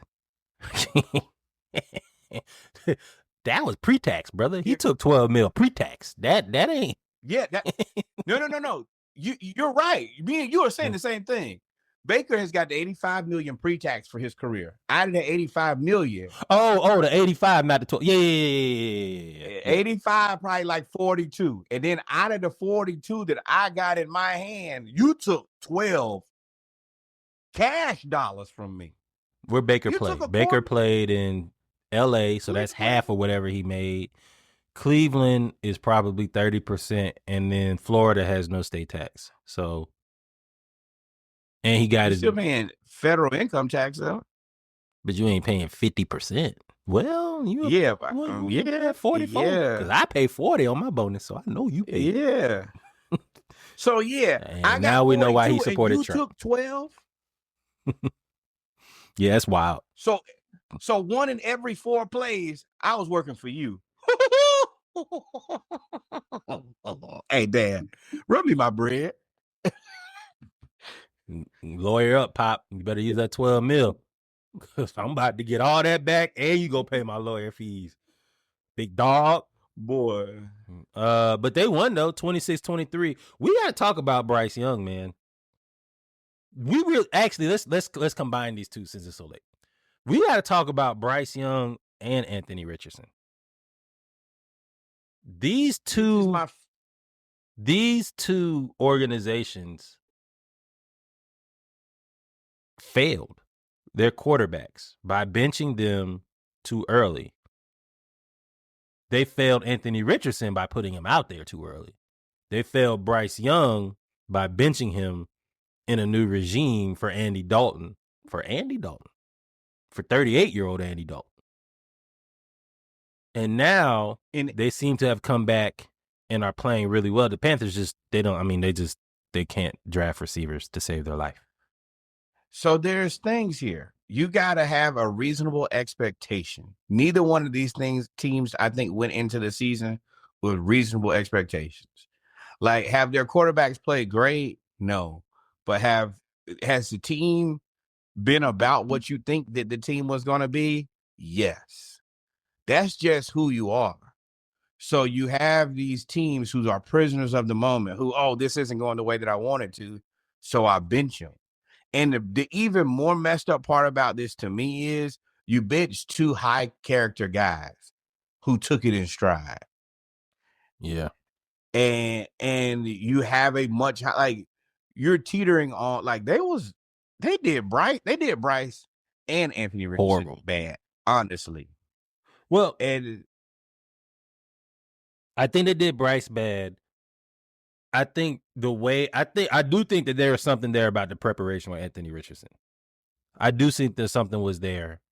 I agree with you that there's managed expectations. Nobody said he should have started.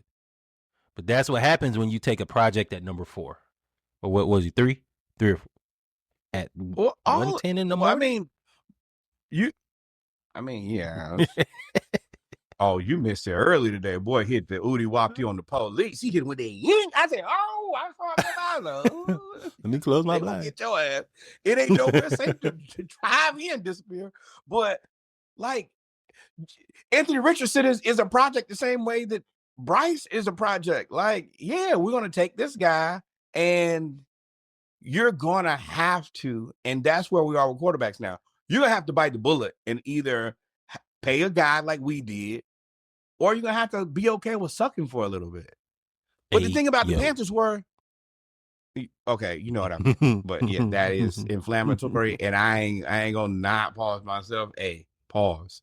But you knew that you were one of the worst. I said that before the season. I think the Carolina Panthers as a team is the worst team that I've seen in the last 10 years of football teams. So don't get squirrely now because y'all start losing.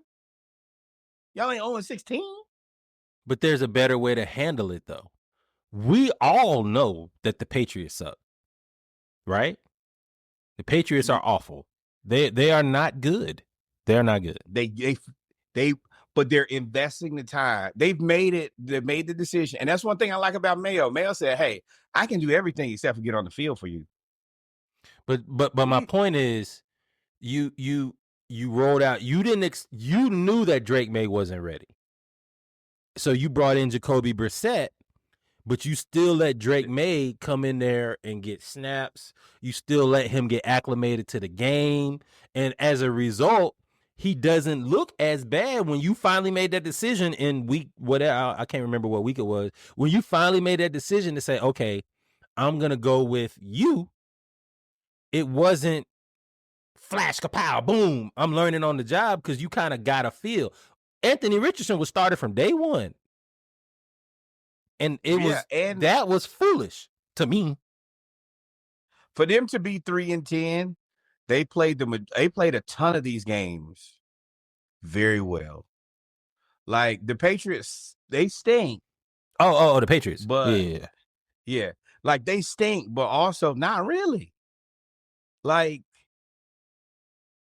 this is a good developmental year for them. I think 100%. And then the other part is their roster just is not that good at this point. Not Drake Maye don't have anybody to throw the ball to. But nobody. that defense is going to be good. And Christian Gonzalez is having a Sauce Gardner type of rookie. I mean, he is phenomenal. He is phenomenal, dog. Like he's 6'2", right? 6'2", and he's just not letting you get by him. And he's strong. He has to have heavy hands because I saw him jam a receiver and the receiver chest clap. And them shoulders went whap, whap. I said, I know that hurt because you're a professional athlete. So, and they're going to have the number one pick. I don't know what they do with it. I guess Travis Hunter is what they're going to do with it. But sure. Why not? We don't got a receiver. We need another corner. Now, whatever you want him to play. And Dion will probably let that happen. And Robert, there's not a better organization in football than the Patriots. Baltimore. I think Baltimore is probably the best run organization in the league. But the Patriots got to be number 2. No. The Patriots got stability. Steelers. Yeah. Okay, those 3. Steelers number 1. Those three. And they're all in the if you're in that conversation. Or Kansas City too. Kansas City too. Nah. But they cheating though, because they got what's his name? No, Kansas City been good for. They've been good for a while. They be good. But I mean, I guess I don't know. I ain't been also elite. disqualify. I have to disqualify the Patriots like I have to disqualify the Chiefs. And I say that every week to other people. I have to make sure I say it to myself. When you have Tom Brady or Patrick Mahomes, nobody else can do what you're doing. So don't even compare them other people. don't think you get in there. Oh, well, the Patriots. Oh, that's true. Brady. That's true. Tom fucking Brady. No. And Rob Gronkowski. Oh, Lord. We're the best defensive coach in history in Bill Belichick. And Belichick and before your boy went crazy. Who? Hernandez. People forget how good Hernandez was because he's crazy. Before he went crazy or before we knew he was crazy? Before we knew he was crazy. He always been crazy. But the thing about that documentary, I was like, Erdman, I know you want to win. There's probably not a better double tight end combination in NFL history than Gronk and Aaron Hernandez. No, but I also don't think Aaron Hernandez was a total tight end either. I think he was just he was Brock he was more versatile Brock Bowers. Like he played fullback. Yeah. He played H-back. Now I also think Brock Bowers could play H. I think Brock Bowers could play anything. Me too. I was thoroughly impressed. Oh my God. He almost beat the Chiefs by himself. They didn't throw the ball to nobody else. And I'm talking about one hand falling down. I was like, like, and that's the thing. If you good like that, you're good like that. And he's that good. Now with Aiden O'Connell at quarterback. I always expect a second season regression. And I think that he probably won't get as many targets next year because they should have a better roster. Yeah. And it's still, for as surprised as you are, so although you can't say that now, but as surprised as you are at the beginning of the year, he surprised everybody. Yeah. But still, if they were to add anybody, if they could add anything, he would be. It depends on what you do at quarterback. Whatever you like, that's the reason. Give me not for him. They got Aiden O'Connell. But what I'm saying is, give me a Justin Fields level guy, so I don't have to spend all my money to have a competent quarterback. Because that's the other T. part. Higgins today, I go sign T. Higgins soon as that goes. Check box, and I'm calling the Titans to see if they want to move Calvin Ridley. It's some people that can. Oh, Elijah Moore. They already talking about him being out of Cleveland. They talking about maybe he's going to Atlanta instead of and replacing Ray McCloud. The Raiders are going to be an interesting team. For sure. And you got money now. When you got money, you can do different things. And they got a good, they can run the ball because they ran the ball against the Chiefs with, I don't know who, Sincere McCoy. I don't know who he is or whatever his name is. They can go get a running back. I know a team that may blow it up in New Orleans, and Alvin Kamara. Ooh, and now all of a sudden, that's another team. Well, they just re-signed him, but at the end of the day, he's the best trade bait. Still, it don't matter. You're right. They're in a situation where they got to make a decision. Can you compete in the NFC South? And I don't think you can. I don't think that. I mean, hell, I think the Tampa's the best team in the NFC South healthy. But also, Chris Godwin will be a free agent next year. So it's a lot. He's gonna come back on a prove it deal because he got hurt. He's not gonna be able to be signed to a more than a 2-year deal because of his injury history. He's out now. I mean, he's out for the season. He was out for the season last year. He was out before. Like, That's unfortunate, and I hate to say that because he be cooking when him and Mike Evans are on the field. Besides Chase and Higgins, I got the teams right here in front of me. Besides Chase and Higgins, I don't know if there's another. I don't. Not with them. London. Say as much as I don't think that Mooney is quite that great, London and Mooney ain't no slouch tandem. We're not gonna stay there forever. Also, Leonard Williams picks off Aaron Rodgers, runs a 92-yard pick six back. This is a guy who was a former Jet. Bummy scummy. Geno was also a former Jet, and he's the quarterback of the Seahawks, beating the Jets with Aaron Rodgers. Everything that I've seen and heard, Aaron Rodgers is probably done with the Jets. Are the Bills for real? You said earlier you don't know. They keep winning. Like, they're one of those teams that we don't know what they are because they don't have anybody that's really stand outish on that team, especially on offense, except for Josh Allen. Matt Collins is still walking to stadiums with no shoes and socks in the snow. They got James Cook who keeps James Cook, he keeps flashing. Like, he keeps being 75-yard touchdown, 60. I don't mind Matt Collins as a blocker, as a wide receiver 3, especially in Buffalo where it's going to be cold and we're going to run the ball. Because you know what Matt Collins is going to do? He's going to put his hands on the cornerback. He will block. He blocks aggressively. So yeah, I don't want to get too high on the Bills right now. I do think that they're on a run. They got Amari Cooper, but I mean, and Keon Coleman. But Dawson Knox was their leading receiver. Had 2 catches for 56 yards. And don't they have Dalton Kincaid too, or is he somewhere else? Is that a Dallas? But either way, like I'm watching the Bills right now. I think the Bills are a product of being in a terrible division. That is the other part. You don't have any close. And yes, Dalton Kincaid is there, but he ain't doing nothing. But these are all guys who I've seen have flashes in the past. And if they can get to the playoffs with confidence, I think they can. I think. Well, yeah, I think the Bills. Oh, go ahead. You about to say the same thing I'm about to say. Josh Allen looks very happy. Everybody, it's a lot of good vibes over there, especially on the play. Of course, he throws the ball to Amari Cooper. Amari Cooper was about to go down. He flips it back to Josh Allen for a touchdown. For a touchdown. Those when those type of things start happening, it don't matter who you playing. Stuff. But they also have a built-in advantage, just like Kansas City. I don't know if there's any other team that have that. Green Bay, Kansas City, Green Bay, and Buffalo. Those 3 places are the most difficult. Chicago ain't going. When last time you played Chicago in the playoffs? Those 3 teams in the playoff playing in playoff advantage. 25 inches of snow. Pittsburgh don't get snow like Buffalo. Not at all. Or Kansas City. Kansas City be like -17. Like, it'd be cold in Kansas City. And then Buffalo got all the snow. Like, and Green Bay is probably the only other place. Does Cincinnati get that cold? I feel like they kind of.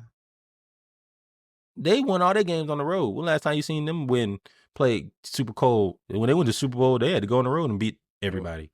Well, yeah, because Mahomes. You always gonna be playing somewhere else. But what I'm saying is, you got Buffalo, and I honestly don't think Buffalo could beat Kansas City this year. I don't think. Well, I don't know. I don't know. I don't know what Kansas City is. You don't know because Kansas City wins, but it just doesn't look good. So you're like, the worst 11-1 team in history, but with the best quarterback of the last 20 years. They getting closer and closer to BYU, man. You keep winning these games, and you keep winning by less than 3 or 4 points. Eventually, it's just the numbers game. The ball gonna bounce the wrong way. But Mahomes they won the Super Bowl last year doing that. If he does it, I'm not betting against him, but I also do think that maybe time runs out. I assume time runs out for the rest of us. Maybe Patrick Mahomes is the only person who doesn't. I don't know. And the Texans, CJ Stroud that sophomore slump is kicking his ass right now. It's going to happen to everybody. It's going to happen. It was destined to happen. The thing They got to about add his to their sophomore slump, offensive line though. Their offensive line ain't the greatest. but it don't like this is the thing about all of that. Even with that, you still got a hell of a team. So once we get out of the slump, Petre, Stingley, Nico, Tank, they still there. Mitchie. We just Mix yeah, it. we just Will you gotta Will eventually Anderson, dip down, but Derek it's coming Stingley, back. Yeah. Kamari Lassiter. Like you can just keep going. Yeah. Danielle Hunter. Forever. Exactly. So it's like, yeah. All right, y'all giving CJ the business right now. Congrats. None of us other than Mahomes and Brady were able to just completely just disregard that, skip that. It was destined for him to happen. And it's not whether or not it happens. Brady didn't really skip it. He just had he just had a historical defense, a historical team. True. But what I'm saying is it's a rite of passage, especially at quarterback. It's what do you do afterwards? That's what happened to Lamar. All right, once you thought you got me, now what? So it sounds like the AFC is much more wide open than the NFC. I think the NFC is a 2 to 3 team race. Now, an injury could change that, but I think it's Detroit. I mean, injuries ended the 49ers. The injuries just put the 49ers out of commission. They just literally fell apart. Now, I don't know how many more years you can keep being cheaper at quarterback either, though. Eventually, they got to pay him. They got to pay him this year. No, but what I'm saying is, what do you pay Brock Purdy?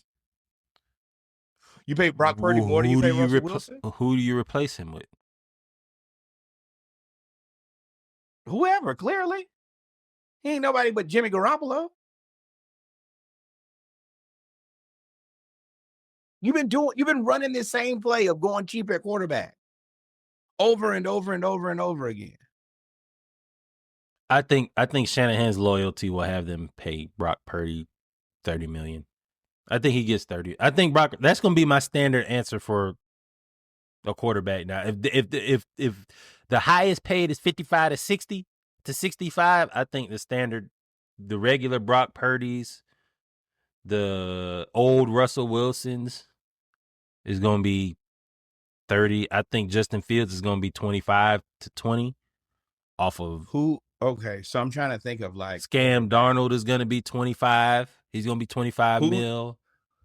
Who's a quarterback who you think you pay him around? Brock Purdy? Well, resume wise, it ain't many. No, you're not doing resumes. Because what's Baker Mayfield making? What's Baker Mayfield making? $33 million a year. Brock Purdy's going to get 30 to 35. So I was right. Yeah, 30 to 35. That's what he's going to get. Geno Smith. What's Geno Smith making?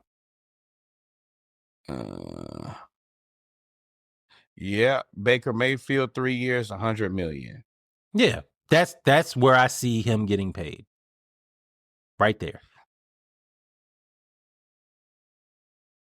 And then but that's your middle, just like the NBA. That's your middle of the road. That's gonna be for a quarterback. That's your middle of the road. We paying Kirk Cousins 50.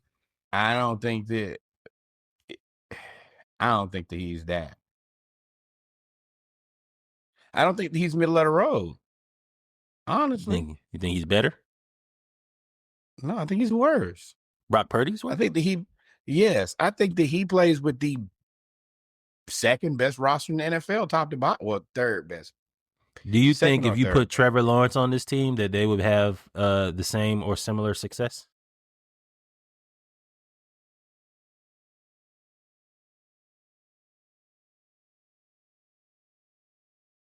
Trick question. Tell you why. No, it's not. I think that they have more success But I think that Shanahan simplifies the offense for Trevor Lawrence to where he doesn't do any thinking, so he can't make mistakes. That's the thing that Shanahan does for his QBs, which makes them look better than they are. Is that you dumb down you're so good at offense that you're literally like, and they can talk to the quarterback until there's 20 seconds left. Yeah, Sean McVay, Jared Goff. All of that. Yeah. But I think that Jared Goff just needed time to figure it out. I think that Jared Goff, I don't think that Dan Campbell is in Jared Goff's ear telling him do this, do this, do this. I think Jared Goff is just playing good quarterback now. I think that if Trevor Lawrence plays for the 49ers, he looks closer to value, but that's never going to happen. I think that Shanahan can make anybody look like a world beater. Jimmy Garoppolo. Well, Jimmy Garoppolo got $100-some million. Exactly. And then you just didn't ever get no better. You developed into nothing. But we knew Jimmy. But Purdy ain't never did what Jimmy did. Jimmy threw the ball with his eyes closed. I mean, the 49ers got to do something. What's Kyler Murray making? Too much. But what is he making, though? What is he making? Because that may be your comp right there. Because I've had more success than no. I've had more success than everybody. $230 million. Oh yeah, he did sign that stupid ass contract. Must be crack, baby. Yeah. So you pay him comparable to Baker Mayfield and Geno Smith. You're gonna get 30 that deal until 2027. You would Kyler 30. You're gonna pay Brock Purdy between $30 and $40 million to keep him. All right. Or you're gonna let him walk, and you're gonna have to go get somebody else. Now you could go get Justin Fields for probably 20. Go give me Fields or Russ. Is something left over? You're gonna have to get Jameis. One of them. They're not gonna get both. Give me Jameis. Whoa. Jameis on the 49ers? You think Jameis is the 49ers offense predicates themselves on decision making. Jameis be throwing picks all the time. Jameis is honestly playing his ass off. He just threw a pick six to end the game. Didn't you say that? Yeah, but because he's thrown the ball 40, 50 sometimes a game because they can't stop nobody. Before that, he was like 400 and some yards, 4 touchdowns, 1 interception. But he was just like, all right, well, we down by 9, so I got to try to win it. Yeah, trying to win it. 395 yards, 2 touchdowns versus the Saints, 235 yards, touchdown, 3 picks versus the Chargers, 334 yards, 3 touchdowns versus the Ravens. Yeah, like Kirk Cousins to me. Yeah, at half the price. But Brock Purdy is gonna make. He already knows offense. No growing pains. Everything is already in place. You're gonna $30 million. Where do you think he is a discount for a quarterback at this point?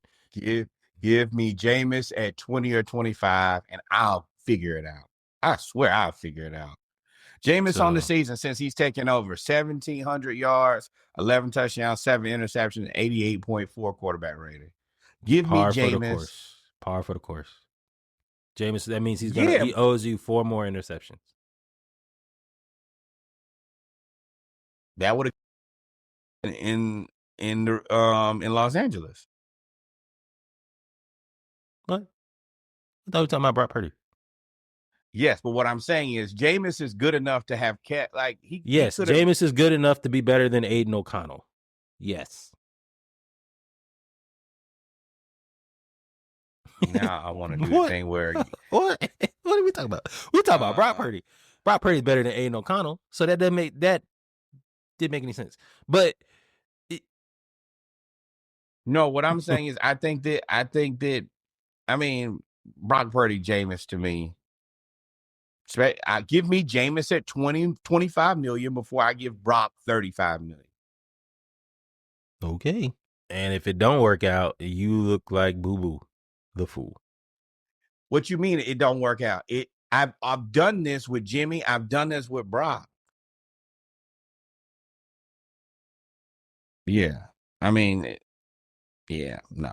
Just I think that a lot of teams have made a poor mistake in overpaying their quarterback a ton of money 100. and did not. They about to rectify it though. They gonna rectify. This is gonna be just like the rookie quarterback scale. They're gonna get. Believe you me, you keep paying $50-60 million and then they don't play or they be terrible. It's gonna be some new rules in the league soon. It's Let way y'all know too who master many. is. It's way too many QBs that are getting paid way too much money for me to. It's the bubble that the NBA had. Remember Chandler Parsons got that stupid contract at the time, and all of them players was getting crazy money. Role players was getting $99, $100 million, getting $17, $18, $20 million a year. They in the same thing. $39 million. Kyler Murray, $38 million. Yeah. Matt Stafford, 31. Stafford won a Super Bowl, so you had to pay him. But 31, 31 is a steal. Steal. Yeah. Oh, you looking at is Geno Smith at $22 million. And he's mad and he's upset. He wants more money. He literally was negotiating up to the beginning of the season. He wants a contract extension.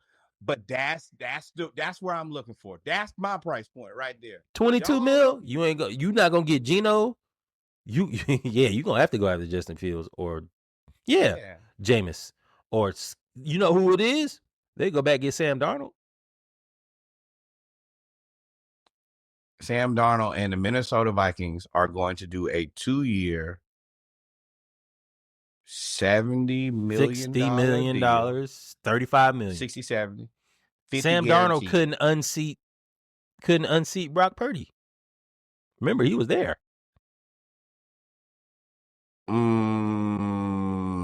But he was there. Purdy was there and remember, Shanahan dad wanted Purdy specifically, even before the draft. He was his guy. So yeah, you weren't gonna unseat the sensei's pick. You're right. That just what's gonna happen. But yeah, if that's the case, then go get Jacoby Brissett. Jacoby Brissett be like $17 million. He's not good enough. The thing about Jameis is as many interceptions. He's better than Justin Fields. He's gonna feed. No, he's not. He fell apart. He got himself fired. Now, getting yourself fired in New England with no receivers is tough, but I mean it's easy. But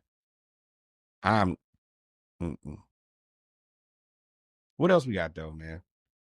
You want to go to basketball? Because I don't really feel like talking about football no more.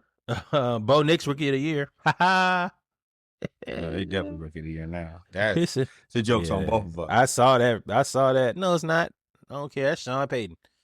If you think Brock Purdy is a product of Shanahan, then I 1,000%. I've seen Bo Nix. I saw him for 6 years. I saw it. But I was turning I'm not gonna say that I believed in him, but last year I did look at this and say this ain't terrible. Well, he doesn't. And I said that Saturday Morning Live. Y'all go look at that. I said Bo Nix turned the corner in terms of not turning the ball over at Oregon. Correct. At Auburn, he was a turnover machine. And even his first 3 games at Oregon, he was Georgia, he threw them picks. It was just awful. But that's the benefit of you gonna honestly, that's what it is with quarterbacks. You're gonna throw these picks. You're gonna throw them. So you're gonna either throw them in college, or you're going to throw them your rookie year, or you're going to wait 3 or 4 years. Eventually, you're going to throw them. Bears fired Eberflus. Oh, go ahead. Yeah, the thing that you got to just figure out when you're going to develop. Like quarterback development, that is the new issue with football. Until next time. What should they do? Like, follow, subscribe. Thank you, my friend. Be in for it.